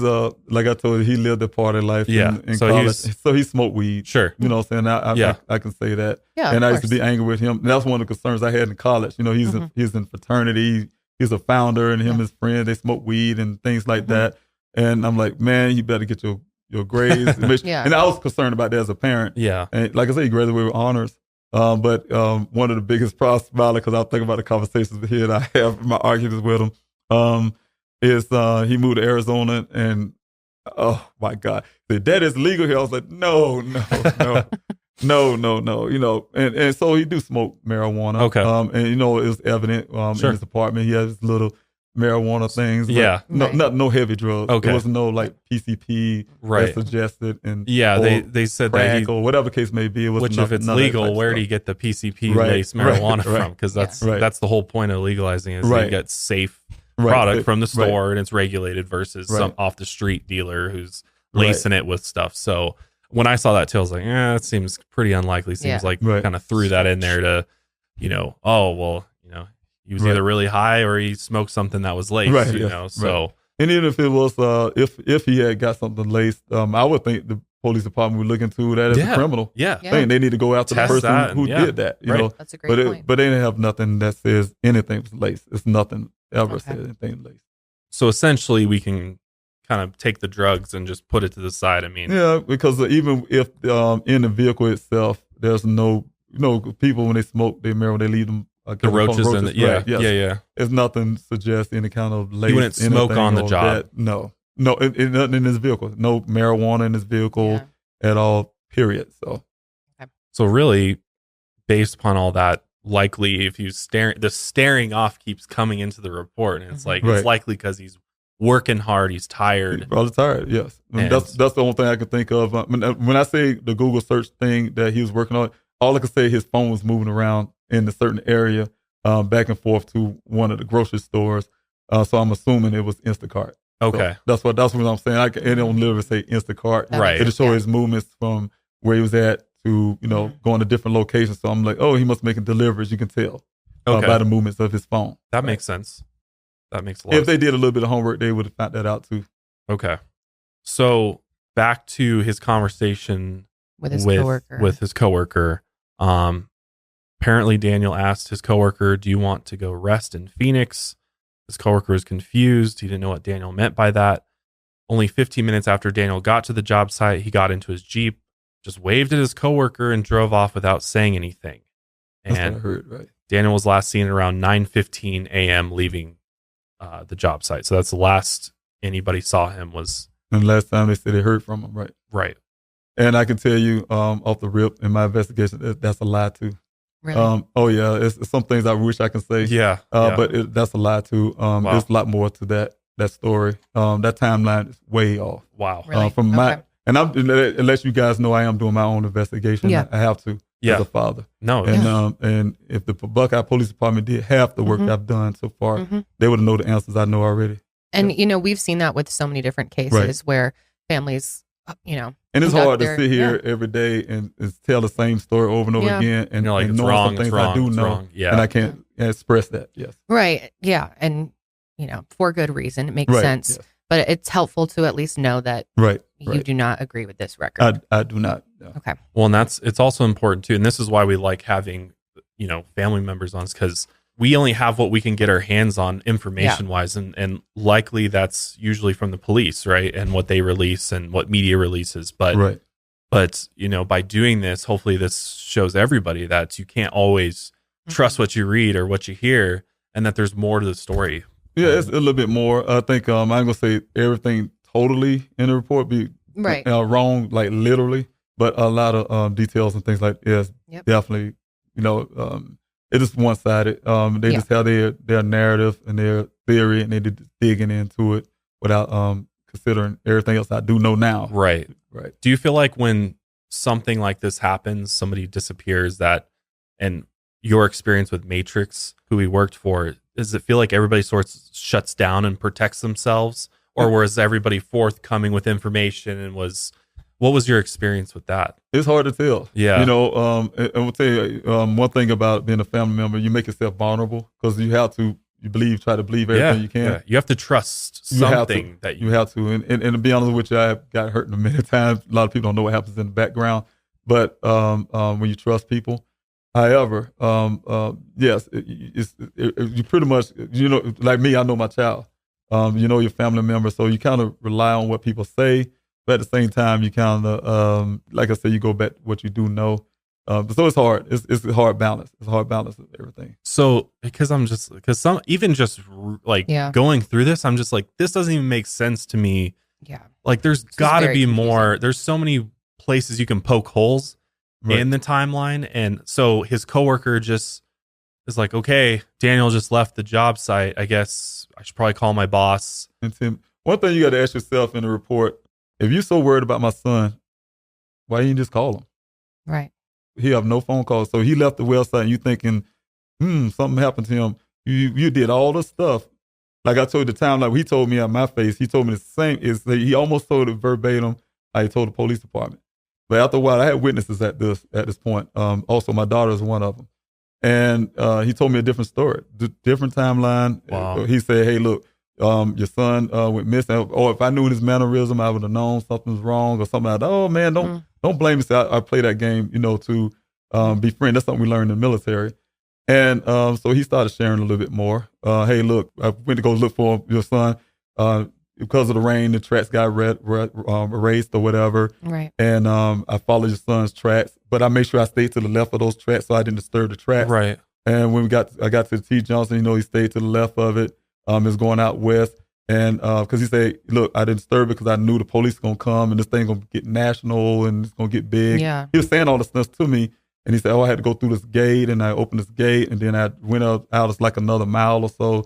Then I got on foot and walked like a mile, and then I went up on this big hill, and I kind of look over the edge to see if I see your son's vehicle. I didn't see it, and I got back in the vehicle and drove some more.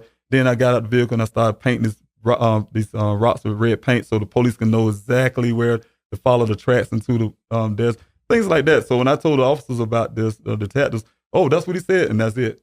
No follow up on it to question the guy farther about that, but they kept what they said. No interrogations, no bringing them to the police department. Yeah. Get a they formal brought me and interview. my daughter into the police department and put us in the interrogation room, but they didn't bring anybody else in the interrogation room. The person who is the last one to see my son, which right. is crazy. So weird. And then he said all those crazy things to me about his account. It changed from what I read, what I got from the police department, not read, but they told me.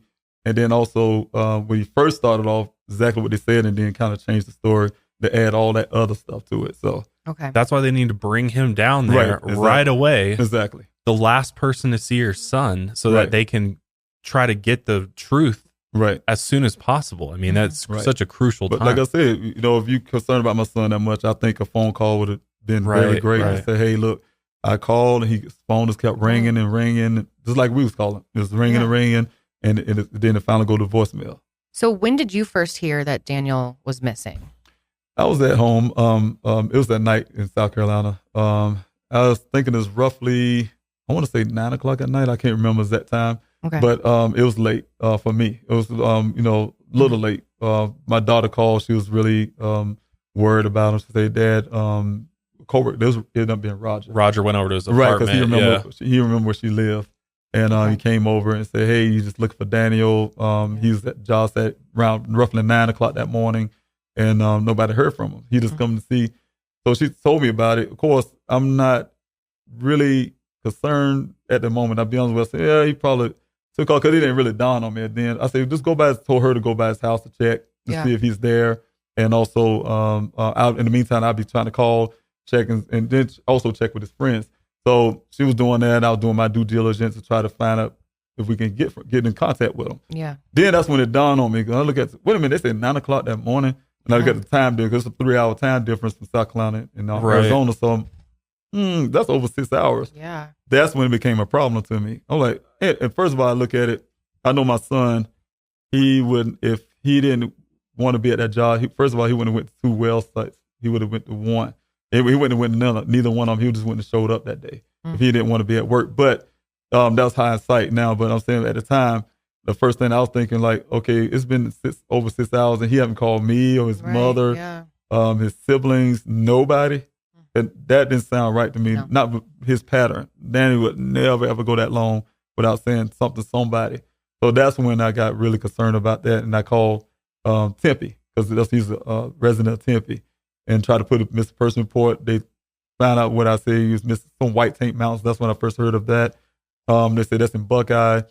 And they alerted me to call the Buckeye Police Department, which then I had to wait some hours to that 12-hour mark before I can actually report. So I had to, of course, pace the floor, try to get more information until that 12 o'clock, that 12-hour mark. Where you could actually file the report. Right. Wow. Yeah. Which we were talking about this earlier. It's pretty old-fashioned for police to do that, to make you wait any specific amount of time to file a police report. Yeah, because I was really talking to them at the moment when they made me wait. I was like, look, my son is not from Arizona. Yeah. He's his first time. They said he was at this well site. It's nighttime, going to nighttime there. He's born with one hand. That's when I had to say that, which is true. And he's out there somewhere he never been before. Can you at least go out there and look?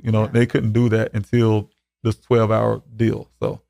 Yes. Which, I mean, that's just crucial time. It is being lost. That they're not being, they're not searching for him. So the police finally, once they're able to help, they call his phone, which a little late for that at that point. Like it should have been immediately before that you call. I mean, his name is Officer Cruz. He was really nice, really, really good officer, in my opinion. That's good. Yeah, that night. Yeah, he did make phone calls. He told me about the coworkers.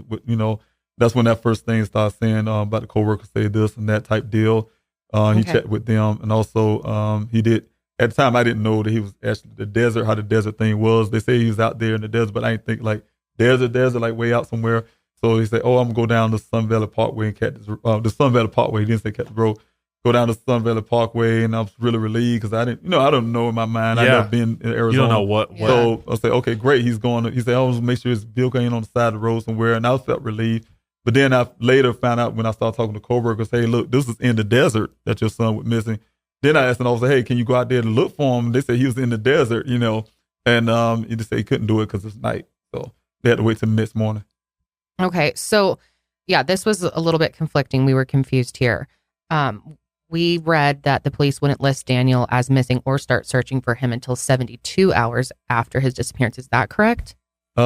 It could have been because I didn't know about, I'm aware of the 72, but I did know that when I asked them to put him on the national missing thing, whatever, alert, whatever, they wouldn't do it for a while. And I was getting really uptight about that. For the alert. Right, because I was getting really uptight about that because I kept looking for it and I didn't see it. And I called them back like, okay, where's my son? You know, that type. So that's probably what it was. Right? Okay. And their report contradicts this. That they say that they did put out the report. Right. So and one time they did, they said, they said, oh, we did it. And that's when I was saying I was looking, I didn't see it. And then I talked to, I think his name was Officer Haley. Officer Haley. Mm-hmm. And that's when I got mad with him. Like, oh, you promised me you was going to do this and you didn't do it. And then he finally did it. So. Okay. So let's talk about Daniel's Instagram account. You noticed, correct, I'm not sure, but I'm pretty sure you were the one who first noticed that some of Daniel's photos No, weren't? my daughter did. Oh, your daughter did. Okay, I was going to say. Her and the other siblings, they noticed that. They called me, Dad, his pictures disappear. You know, that's seems like something they noticed. Right. And then eventually your family decided to delete the Instagram account. Is that correct? No. We didn't have access to his Instagram. So. Okay. Is it still up right now? And it's puzzling because I don't know if Instagram, it disappeared one time and it came back, but it's still not, right now it's the same way it is. No profile picture, just there. Okay. Right. Okay. So one of the things that the police attempted to do is try to connect to his Jeep's Uconnect software in his Jeep, because you can connect to that remotely. Just like a lot of vehicles nowadays, you can do everything from your phone or log in online. So they tried to do that, but there was they weren't able to actually connect to it because it was either off, out of range, or maybe that the battery is dead. Somebody tampered with the system, something like that. Did they tell you that they were doing that? Yeah, that was on our request. Okay. Because they wouldn't do anything. We wanted the cell phone pings. They say, oh, we can't get that because we need a warrant or something. Then we asked for camera footage. Hey, just even show that he was driving up that direction because, we see cameras all over every major intersection. Oh, we can't get any information on that. Then we say, hey, wait a minute, my son has we want the Uconnect. It's like an OnStar. Yeah. They came back and said they couldn't get anything from it because they need a warrant, right? And then they say, oh yeah, we went to call Uconnect and we went and got information from it, but came up all zeros or some zero grid or something or the other. Okay. And I didn't understand that because I'm not that technical person to know about that. But he said, oh, yeah, some zero grid came up all zeros, don't show any location. But they said, Uconnect said that happens when somebody disconnect the vehicle's battery or something like that. So it make it malfunction or something or the other. So maybe that made me really freak out. Like, why somebody would take his battery loose. So that type deal. Okay. Then obviously right away, I mean, you're thinking we need to get eyes in the sky. We need to be looking, if just driving around doesn't work, we need to get a better view of the area. After that. That's when I found out about all that. That's when I was here in Arizona by that time. But but during the time when he went missing the day after he went missing, I thought they was gonna put that bird in the air. They told me they were, and then I was really excited. They just going because I was still planning to come up here regardless. I mean, up in Arizona regardless. Yeah. But they didn't call me back an hour or so later. Say, oh no, the officer told me no, it's gonna be a no go. Right. Because his higher ups told me they unauthorized it because Daniel's a grown man. If he wanted to disappear, if he's grown man, he could disappear if he want to. That's how they put it. Yeah. And I'm like, why they assuming that he just want to disappear? You know what I'm saying? But that's what they believe. Okay. So they first denied the request. And then they they approved it. Yeah. And then they denied it about an hour later. Yeah. Okay. And then they eventually did use the helicopter, correct? When they told me they denied it, that's when I threw everything in my car and started heading this way to do it myself, look for myself, get here to Arizona as fast as I can. But by the time I hit the city limits of Arizona, my aunt called me and said, David, because she talked to Buckeye. She lived in Philly. And she called them and whatever she said, hey, they said they're going to put this Phoenix Air Firebird, that's what they call it, in the air. And I was really excited about it. Yes. Yeah. Right. Okay. So you started to feel concerned that maybe the police weren't doing enough. And that's when you actually decided to drive out there. You drove out by yourself. Yes. 2,000 miles from Charleston to Phoenix to start the search. Well, Columbia, South Carolina to Phoenix. Oh, yes. Okay. I don't know why I had Charleston in here. Columbia. Yeah. Okay. So police and your family also checked local hospitals as well. Didn't find anything. And you felt like the police were kind of reluctant to do more intensive searches? And that's the thing. I question the search of even the Firebird helicopter. And the reason why, because like I said, I'm serious about finding my son when I first got to Phoenix. Yeah. And Mr. Ken was the first person I talked to that last saw my son outside of his job. Daniel's job, of course, on the way. I'm on the phone constantly with his job and with the Buckeye Police Department. But Ken, when I talked to him, one thing he said that still bothers me to this day, and it's his statement. I wish I would record. I record so much everything. I wish I could record him. But he did tell me that he was there that whole week. Since my son went missing, he still was there. He had to come there every day and work. So he was there when they supposedly did this search. And so I said, oh, so you was here, when they did this, when Buckeye came out to search for my son with the helicopters and on the ground. He said, well, I was here, but he said, I didn't personally hear no helicopter or see no helicopter or see them. So I'm like, wait a minute now. Yeah. If you at the well site and they say they came to check for my son around there, you ain't see no officer.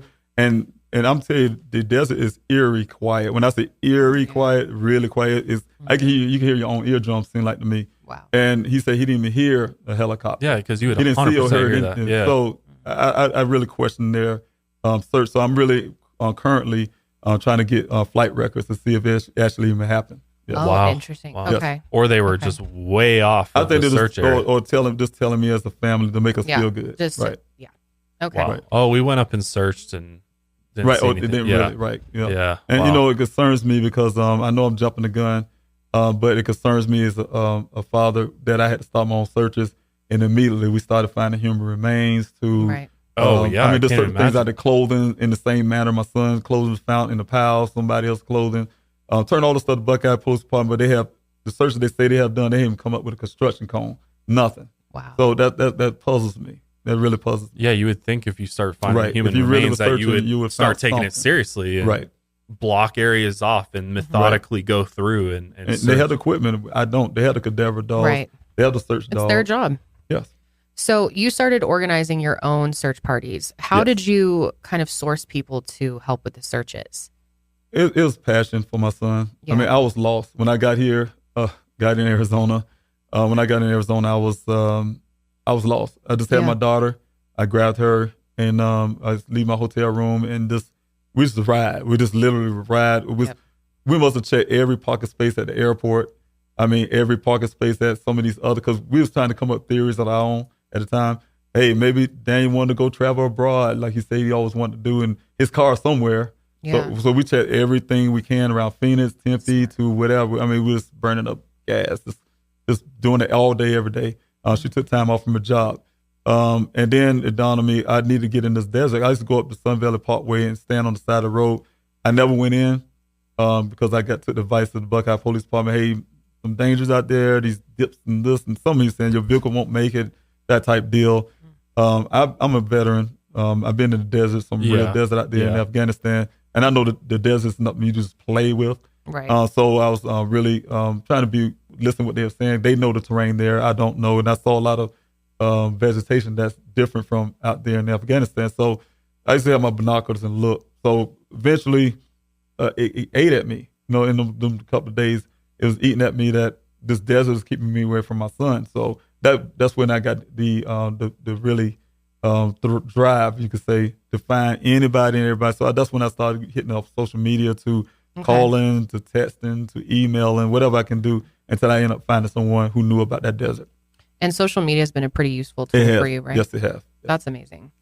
And so you've brought in all types of people, just from average citizens who just want to help. That's right. And they just showed up, and it's almost like that saying, you build it, they come, they showed up. Yes. That's amazing. So obviously these searches are really difficult, especially because of the terrain. What challenges have your search parties faced? Well, the heat is one thing, because they was dead in the summer. Mm-hmm. It was very hot. But, it's weird because we started, I did my first search, it was at 5:45 in the morning, for instance. And we try to get people out at about 10 because it gets hot, right? Yeah. We was out there at like 4 or 5 in the afternoon. People just dedicated, we were just out there searching in the heat like that. Oh, yeah, it's amazing. But the challenges is the terrain. Standing for Sun Valley Parkway with that binoculars, everything looked flat. Yeah. But like I said, the washes, that's when I started learning about washes. I had to do research about that desert, learn everything I can, the washes, to the rivers that's out there. They call them rivers. I didn't know that water don't actually run a certain amount of year. To the ravines and things like that, the wildlife. Those are a lot of challenges out there. Yeah. And going back to what you said earlier, you guys have actually found remains for several bodies, possibly up to 5. Yes, about a little more, but we can't really tell. And the reason why the numbers that I have come up with, I know me and my logistics coordinator may have different numbers. The way I come up with numbers, try to get close to what we found is if you find 3 femurs, for instance, that means 2 people. Right. So it's not, no, we don't have but 2 femurs, so one of those femurs can be 2 different people. We don't know. But we do know if we find 2 in the same area, for instance, then that means it was 1 person. But if we find 3, then that's, at least a third person, 2 people at one time. So that's how I've been doing my count. Okay. We also found a human skull out there, which now has been given back to their family. One family member in Florida was able to get that, right? So good for you. Yes. So some of those things have been fruitful for other families. Okay. Right. So in your research of the desert, did you, and also finding human remains, did you find any information around why there's human remains out there? What, like, was it just people that, succumbed to the elements, or there's things that people say online about it being a dumping ground for cartel, potentially, things like that. What did you find? Well, first of all, after the vehicle was found, for instance, this is only 2 times that Chief Hall showed up, to my only time he ever showed up at my searches was at the weekend after that vehicle was found. Now, he came out there and he I call it grandstanding. I'm going to throw this in too. It was real disrespectful to me and my daughter, who was on the ground that weekend. And I was getting ready to start my search. He just showed up and he immediately got a car and he started grandstanding. Hey, y'all want to know where this vehicle was found? I haven't even known at the time where the vehicle was found. We was close. I was wondering what my logistics, my search coordinator at the time decided that we're going to be in this little area what we call now is the quarry. I didn't realize he talked to Chief Hall, and that's the reason why we decided he wanted to decide to meet in that little area. But Chief Hall showed up, grandstand. Hey, y'all come follow me. I'm going to show you. And here it is, a ton of people walking with me and my daughter. And I'm like, wait a minute, the police department haven't even showed us where the scene was located. Right. But he went out there, make a long story short, first of all, he misdirected us.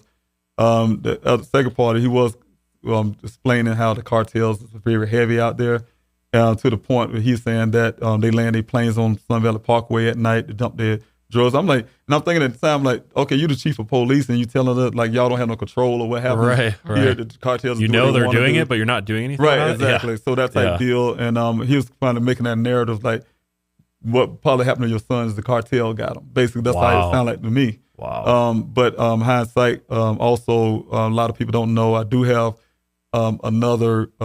I keep multiple things going on. I have another investigator who helps me out on the side too. He specializes in things like that. I definitely can't put him out, but he works with those type elements to recover people. Okay. And so he told me he have a map, and that area is for drug trafficking and also for human trafficking. It's right in that same corridor. Okay. Right. Okay. So let's talk about when Daniel's Jeep is discovered. Yes. So this is almost a month has passed since searching and the police's aerial search. I think the Civil Air Patrol came in at one point and did a search from the air. Didn't find anything.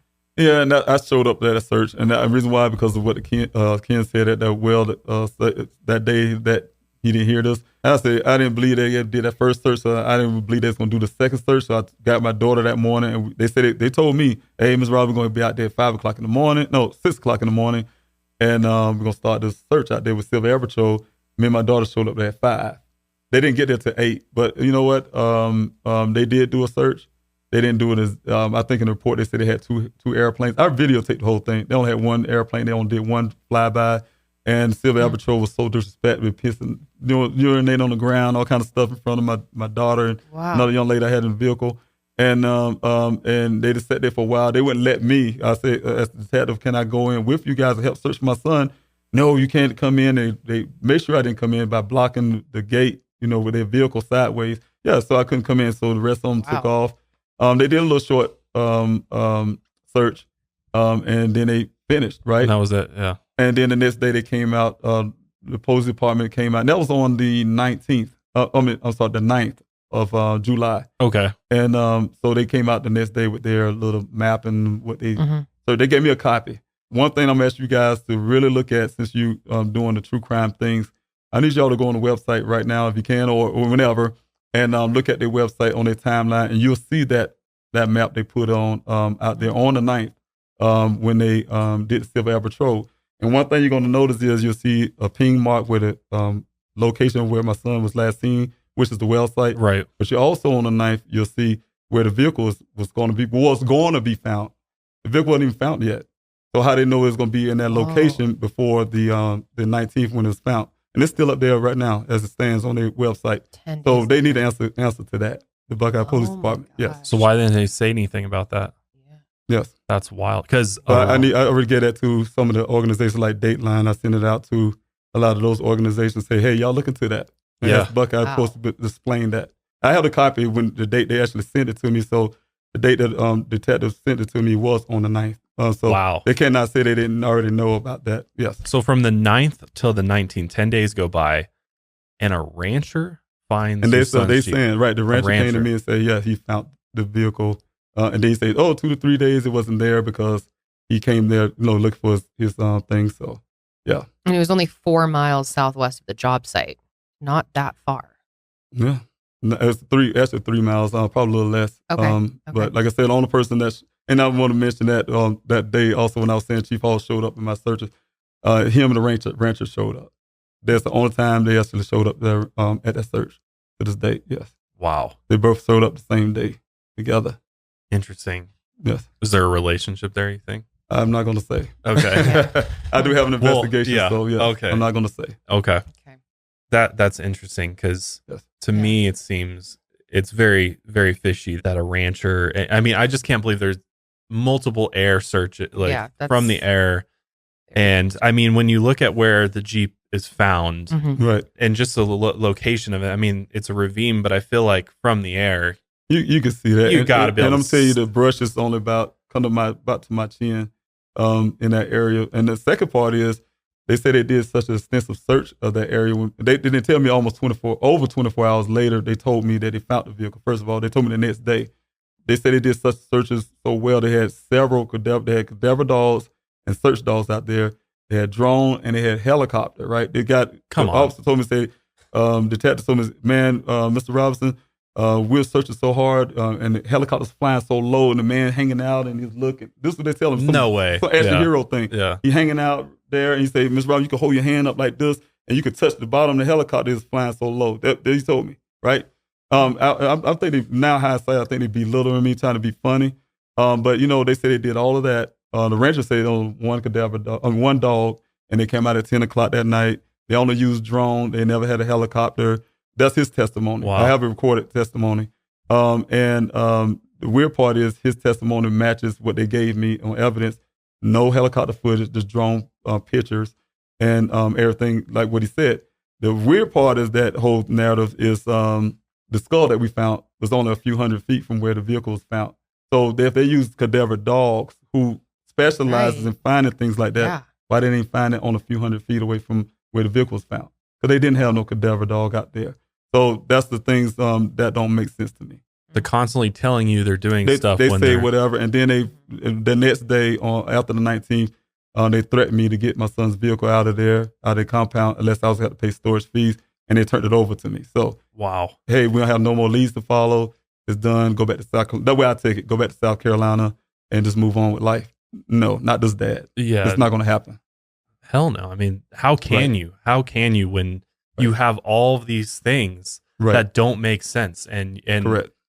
You're a smart guy. They're not fooling anybody. Like they think they're fooling, and they're trying to I ask questions, and I think I tell a lot of family members I do talk to, don't be afraid to ask police questions. If you think something don't sound right to you, just ask questions. Ask yourself the question. If it don't sound right, then challenge them on those things. So and good thing you have because you're just finding out more and more things that don't match up with what they're saying. So let's talk about sort of the scene of where the Jeep was and the state that the Jeep was found in. So the Jeep was rolled over on its side and the airbags had been deployed.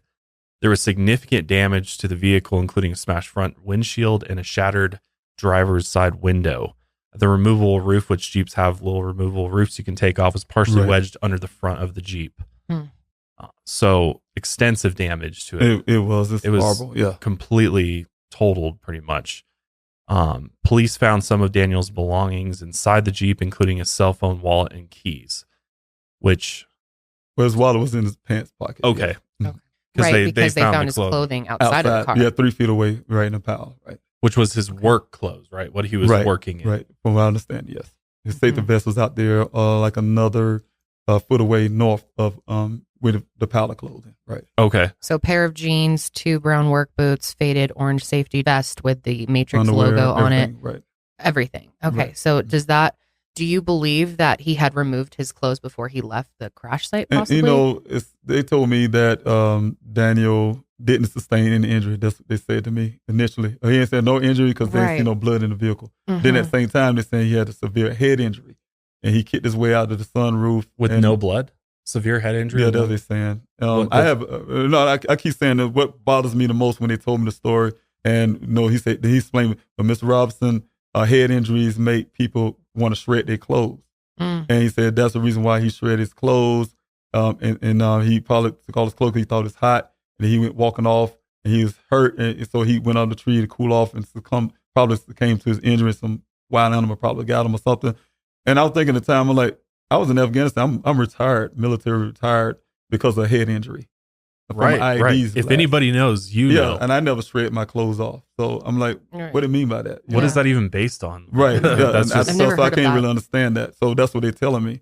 And then that's when, of course, later the monk story came. But the thing is, my son clothing was on the ground where they told me in a pile. And if he had a head injury and he was hot and he was doing that because he's hitting, why he put it in the pile? Why he just take it off and slinging it all over the place? Yeah. Why is it in the pile? It don't make sense to be neatly put in the pile.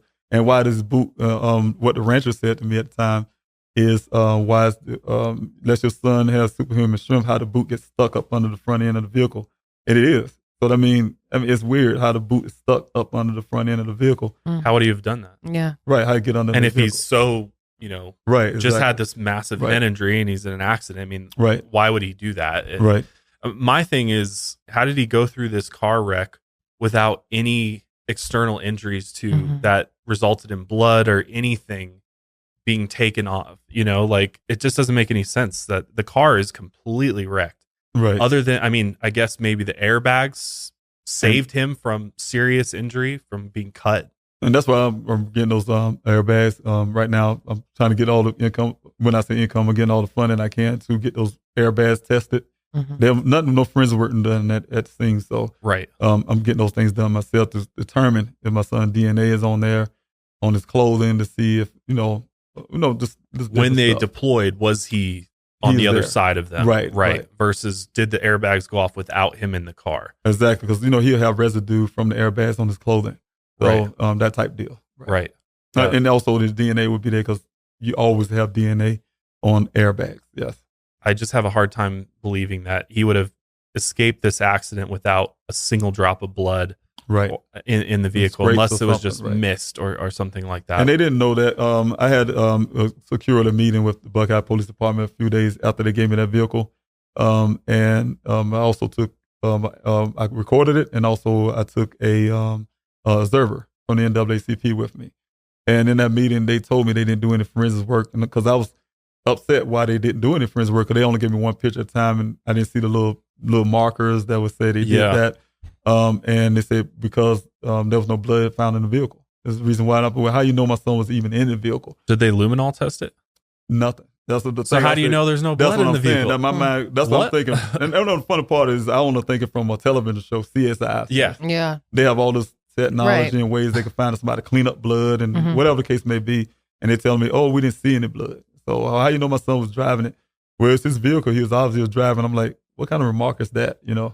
That don't mean he was driving. So that's when I demanded fingerprinting at least. So when you guys see that in the report that they did, I requested that. I demanded it. they ain't gonna put it in the report. Oh, the data demanded. Right. No. Yeah. They'll say, oh, we did blah, blah, blah. We thought of that. Yeah. Right. Exactly. There's way too many assumptions being made on their part for what happened to just not even. And that's the most frustrating thing just with a lot of cases in general is just the assumptions made by police based on their experience. Right. Experience. Right. It's always their experience, right? We know every best case is the same. Right. Right. Yeah. We've done so many of these that it looks just like all the others, but it's not that simple. And how hard is it to have your forensic guy come out and do some basic tests? Yeah, that would have made me feel a whole lot better. Rule it out. Because if it's sitting there for a few days in that hot heat, a lot of stuff can get destroyed. Yeah. Right. You know, they say it was raining. I even had to put a tarp on the vehicle when it was at the thing for 3 days when they was doing the fingerprinting part of it. Put a tarp because it was supposed to be raining, and they did that. So because they didn't swab for DNA until July 22nd when I requested it. Right. Oh, and you requested that. I requested that. That was saying that you won't see that in the report that I requested it, but I did. Okay. So they believe that his Jeep had a front impact, which then caused it to roll into the ravine, right? Like they thought he rolled inside the Jeep into the ravine. Well, Buckeye, when they initially told me, they said the vehicle rolled, it flipped, and I mean, they'll tell them all this crazy stuff. I mean, I didn't know. But that other theory they came up with, the way the vehicle came down that ravine, came from their expert they hired. Now, I asked these people to come out to my searches, and I need resources. I needed drones. I mean, I had to come up with money. I mean, y'all don't. It's very expensive. I didn't realize how expensive it is to try to look for somebody. Yeah. It's very expensive. Every week, I'm spending at least about between $3,000 to $5,000 a week just searches alone. Yeah. And I mean, it's really hard. It's really hard. And I just asked them simply to come out and help me. They have the technology. Come out and help me searches, but they decided to get their own accident reconstruction. I had an accident reconstruction. He found all this evidence about that vehicle. And the black box from the Jeep. And the funny part about it, the black box data came from them. He read what they gave to him. That's what I'm saying, if you guys can understand. It was no investigation until this thing went national. Right. Now it's all of a sudden it's investigation. Once the pressure's on. Right. They even deleted their post, which I still got. I keep receipts on everything. Good. They said no, we have no more leads to follow. It's over. They gave me everything. My son, it's over. Right. Until, like I said, went national. They didn't like what my investigator read from what they gave them the data. He know how to read a black box data. Is this Jeff McGrath? Right. Okay. And so he gave them what he read from what they pulled. Then also he went to get the infotainment system information. He had it sent to California, 900-page report, and it came out to give the date and time, the timestamp of when the vehicle first been crashed. It was only 4 hours after he went missing, and you know, with the initial cycles and all that kind of stuff. Yeah, play. Right. Like I said, we sat there, figured out we're gonna get this to Buckeye. When we did it, they just went totally. Not talking to me at all. Me as a family member to this day. And also they went to double down on their theory, hired their own PI for reconstruction. And just to say, your son wrecked it like this and he crawled out this vehicle, that type deal. Now, mind you, I have possession of the vehicle. I have possession of his clothing and everything. This man have never even touched my son's vehicle, never physically seen it. So he have a full report in the police report. So how is that? And he went to a dealership now. Not Jeep. He went to a dealership and said, with the discrepancy on the mileage, somehow this worker at a Jeep said, oh, yeah, that happens sometimes. Like, really? Come on now. If I was right, which I did, I'm waiting on Jeep to get back. If they saying that Jeep computer don't matches the dash, that's a recall. And you best believe when Jeep get a word of that, they're going to put a statement out. No, that is untrue. They engineers were like, no, it always matches. Because now they got to put a recall in, and that's a liability on their part. Because I could turn around and say, "Hey, you guys is all screwed up, with this thing." You know, so Jeep is not going to follow it with that. No, not the manufacturer, people who actually made that vehicle. So, from your understanding, what was Jeff able to determine? Yes, well, he was also found that, first of all, just looking at the initial crash, the damage on the vehicle do not match that terrain. No. 2 impressions on the windshield, like I say, like somebody took something and beat it in on both sides. Okay. The vehicle didn't fully roll because there was no damage on the roof, so it didn't do a full roll. Also, there's red transfer paint on the part that's lying on the ground. Yes, indicating that there's nothing red in the desert. So it was crashed somewhere else. And you don't then think that brought could have been there. from a tow truck or anything like that? And that's what we tried to see. And the tow truck wasn't red. Wasn't nothing. red. Yeah, Okay. I looked into that too. The tow company that came to put. I look at the history of their truck. They never had a red vehicle. Did you Okay. see the truck that they Yes, towed it with? Yes.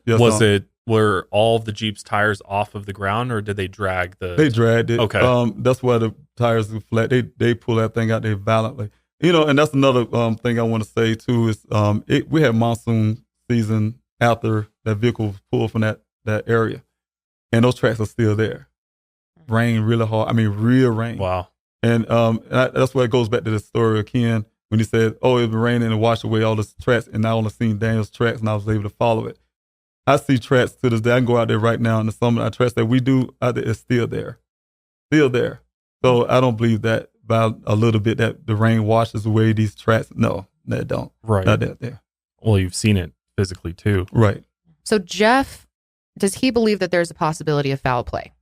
He always say that he don't rule it out, but he Okay. don't say it is also. He doesn't He's give gonna a vote. theory. Right. He doesn't Right. like to give theories, And police say they do not believe foul play. They do not believe it at all. Right. which is why it's not a criminal case Right. now. Right.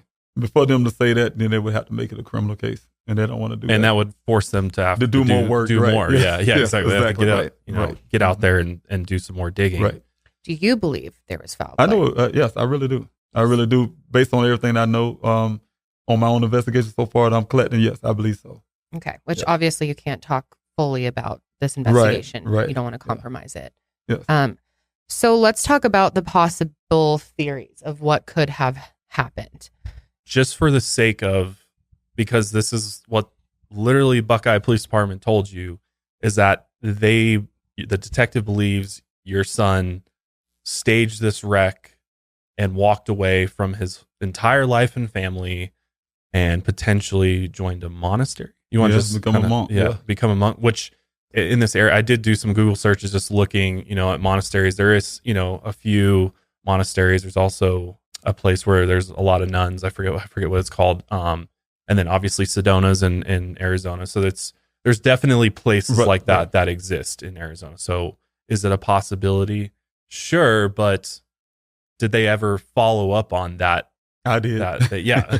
I follow up. Ludicrous, like I said, they're saying that, I guess, the father's bias about, I'm supposed to be, he's my son. But at the same time, I still have to follow leads, right? Because I'm doing an investigation.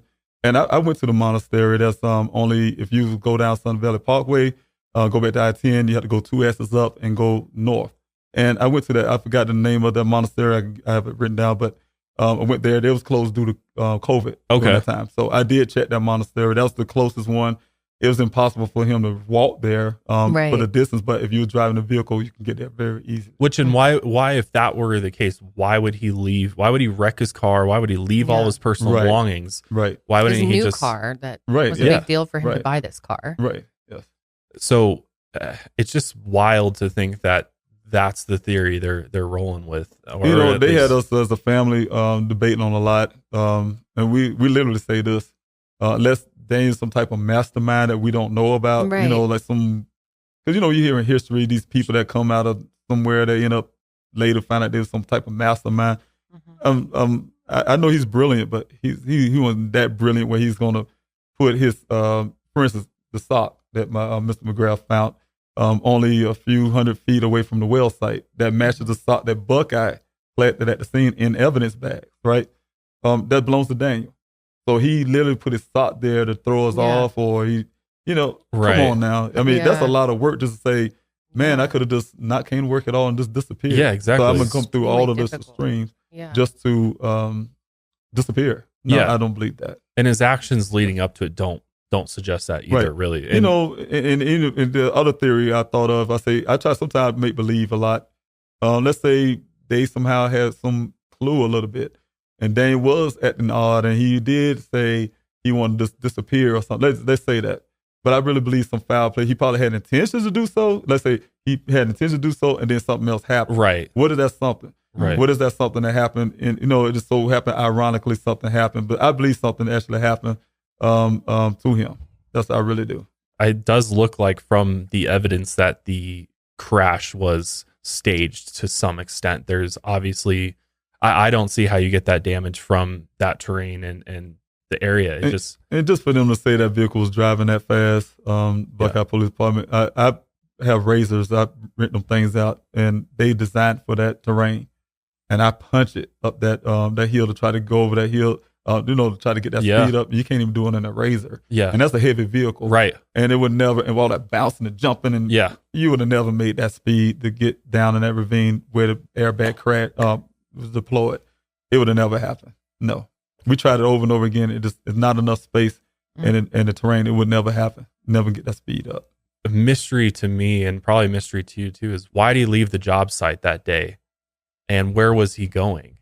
And was it he left because he just wanted to go, maybe he just wanted to go be by himself, think, ponder, go somewhere away from Ken, and then he just happened to be in the wrong place at the wrong time when maybe he stumbled upon something else going on out in the desert. I mean, it's a big desert. There's lots of places. How we know he even made it out to the desert? Yeah, exactly. There's no evidence to say that he was even out there at all. And I can't tell you that.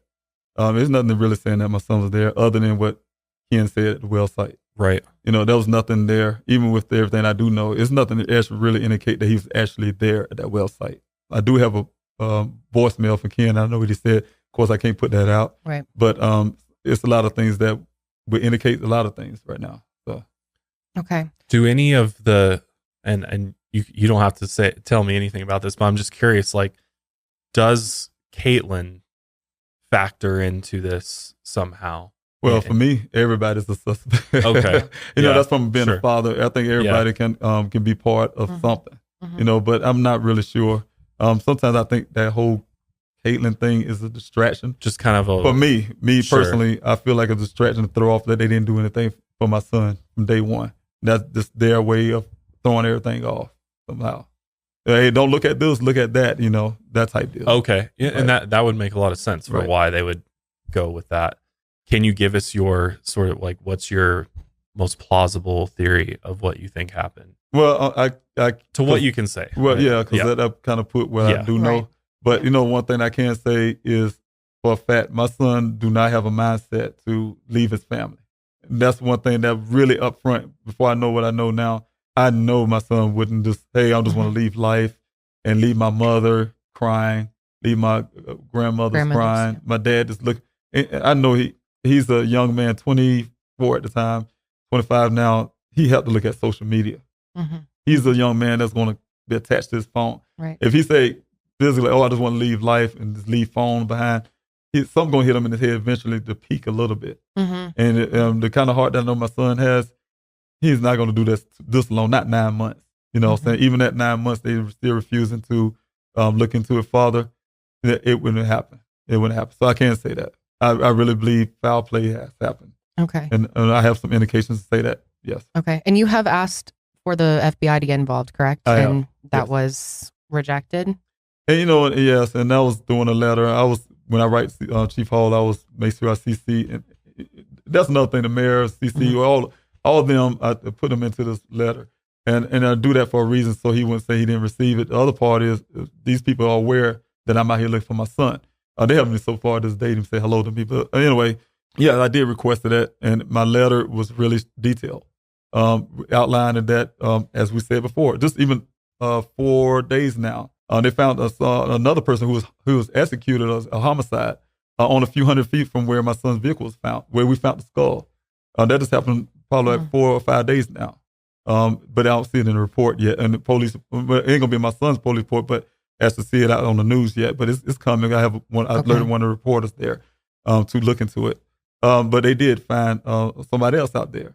My son went missing in the crime scene. Mm-hmm. That whole area is a crime scene, like they say in the dumping ground, pretty much. And they don't want to. That whole place needs to be investigated by the FBI.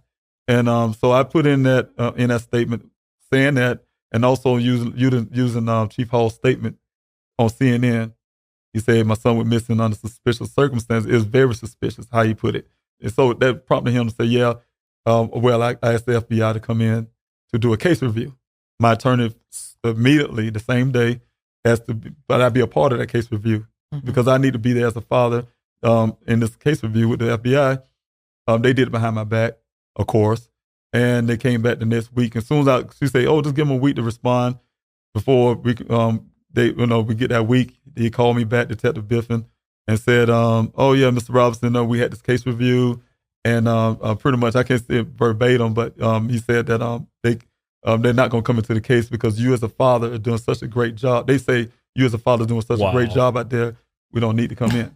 And I'm like, that is crazy. I don't have resources like they do. I'm really saying this for a reason. Yeah. It hurts me because I have to sit there and I get people's money. GoFundMe. It helps me. I put my own money there too. But I had to take GoFundMe money just to try to keep the searches going. Yeah. Then I had to pick and choose for how I'm going to use the money. Am I going to put flyers out here, or I'm going to keep the searches going, or I'm going to buy this drone? It took me months to even buy one drone. That's only $3,000 now.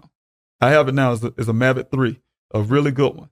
I wanted so I can actually do my own little pictures and things just to have for our searches purpose. And but I need some drones that have better capabilities. That's why I reach out to these organizations that have those things.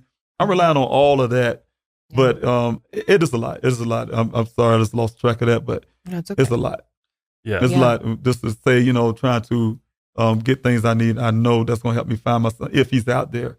And I feel helpless that, I'm not really doing the searches. Hard as we're doing out there, I know some things need to be done a certain way for us to actually find him if he's out there. Well, especially, I'm just thinking too, like, especially if organized crime is involved. Like, this is pointing to a much more complex. Right, it is, right.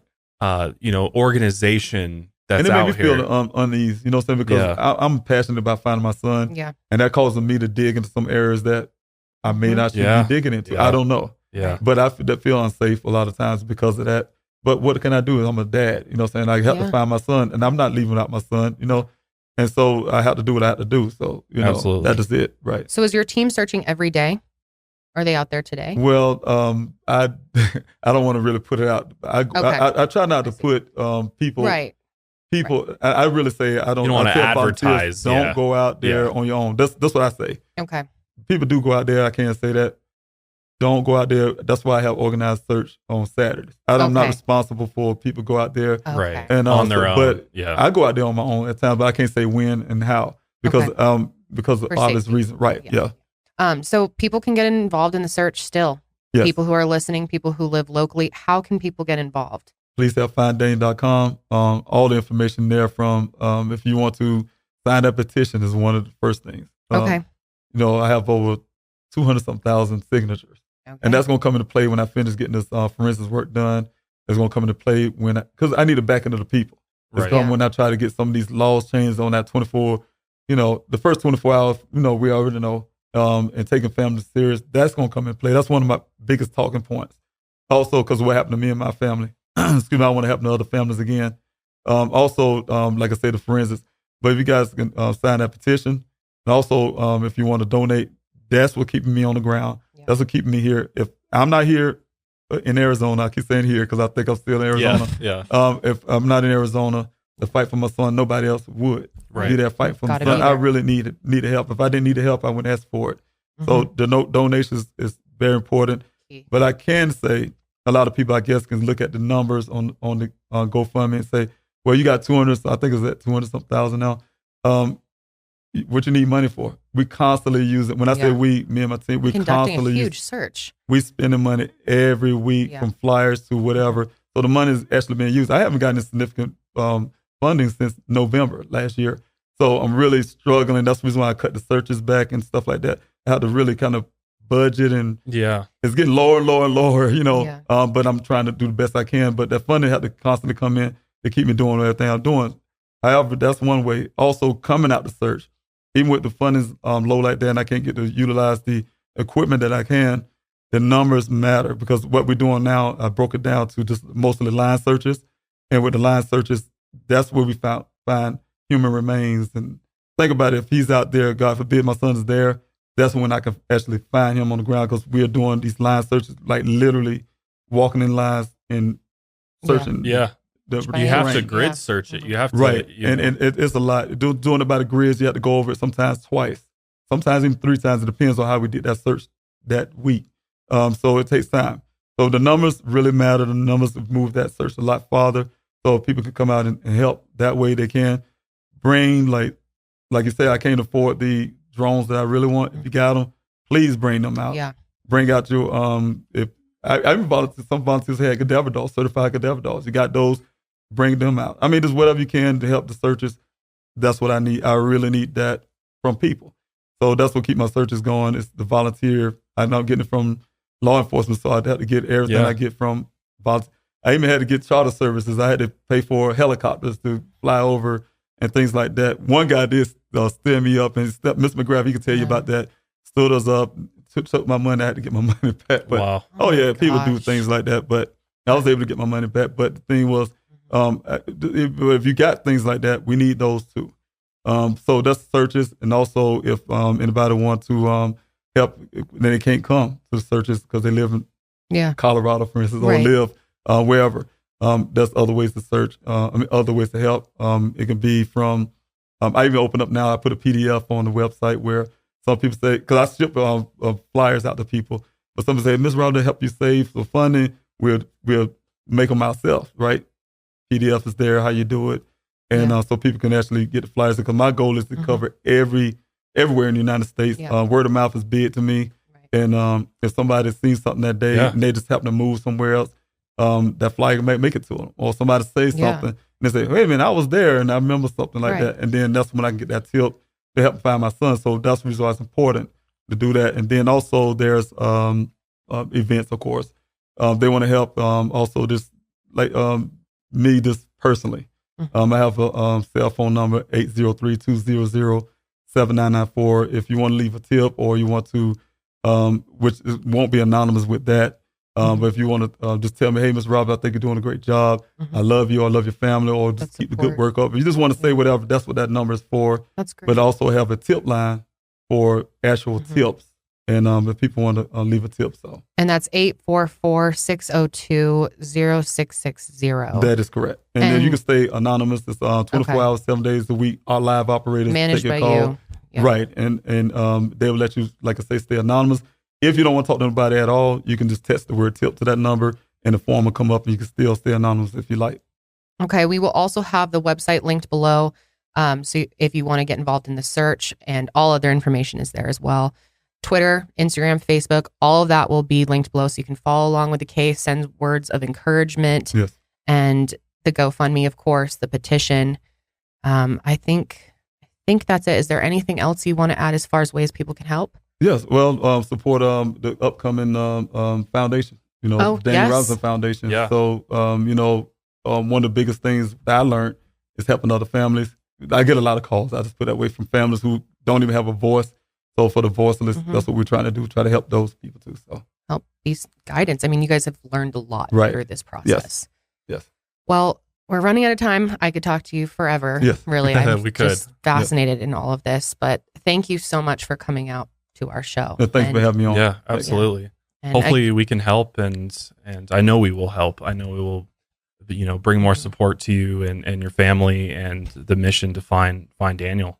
Yes. And we will be making a donation on behalf of our audience. And I know I can speak for our whole audience and ourselves that we are just astonished by everything that you have done. Really impressed. And, you are an excellent father. Any child would be lucky to have a father like you. Yes. Absolutely. I'm hoping that any father and any mother would do the same. Absolutely. Well, thank you so much again for joining us. We'll wrap up things there. Get you on your flight. Got to today. get back to Arizona. Yeah, back to it. Yes. So I keep thinking I'm in Arizona. Yeah, close enough. Until you go outside and it's cold again. I've been in Arizona so much. I'm from South Carolina, but I have a 1-bedroom apartment now. So Oh, wow. Oh yeah. It's cheaper than the hotel house. Oh my God. Yeah. Oh yeah, that racks Then you up. can't cook anything. So. Yeah, that's true. No. That's true. Yeah. That was the way to save money, and I was able to do that. So I'm grateful for that. Yes. Awesome. All right. That's great. Yeah, we'll wrap up there. Yeah. Thank you guys for joining us. Yes. Again, check out all Thank you. David's information in the description below or in the show notes, and we will see you guys next time.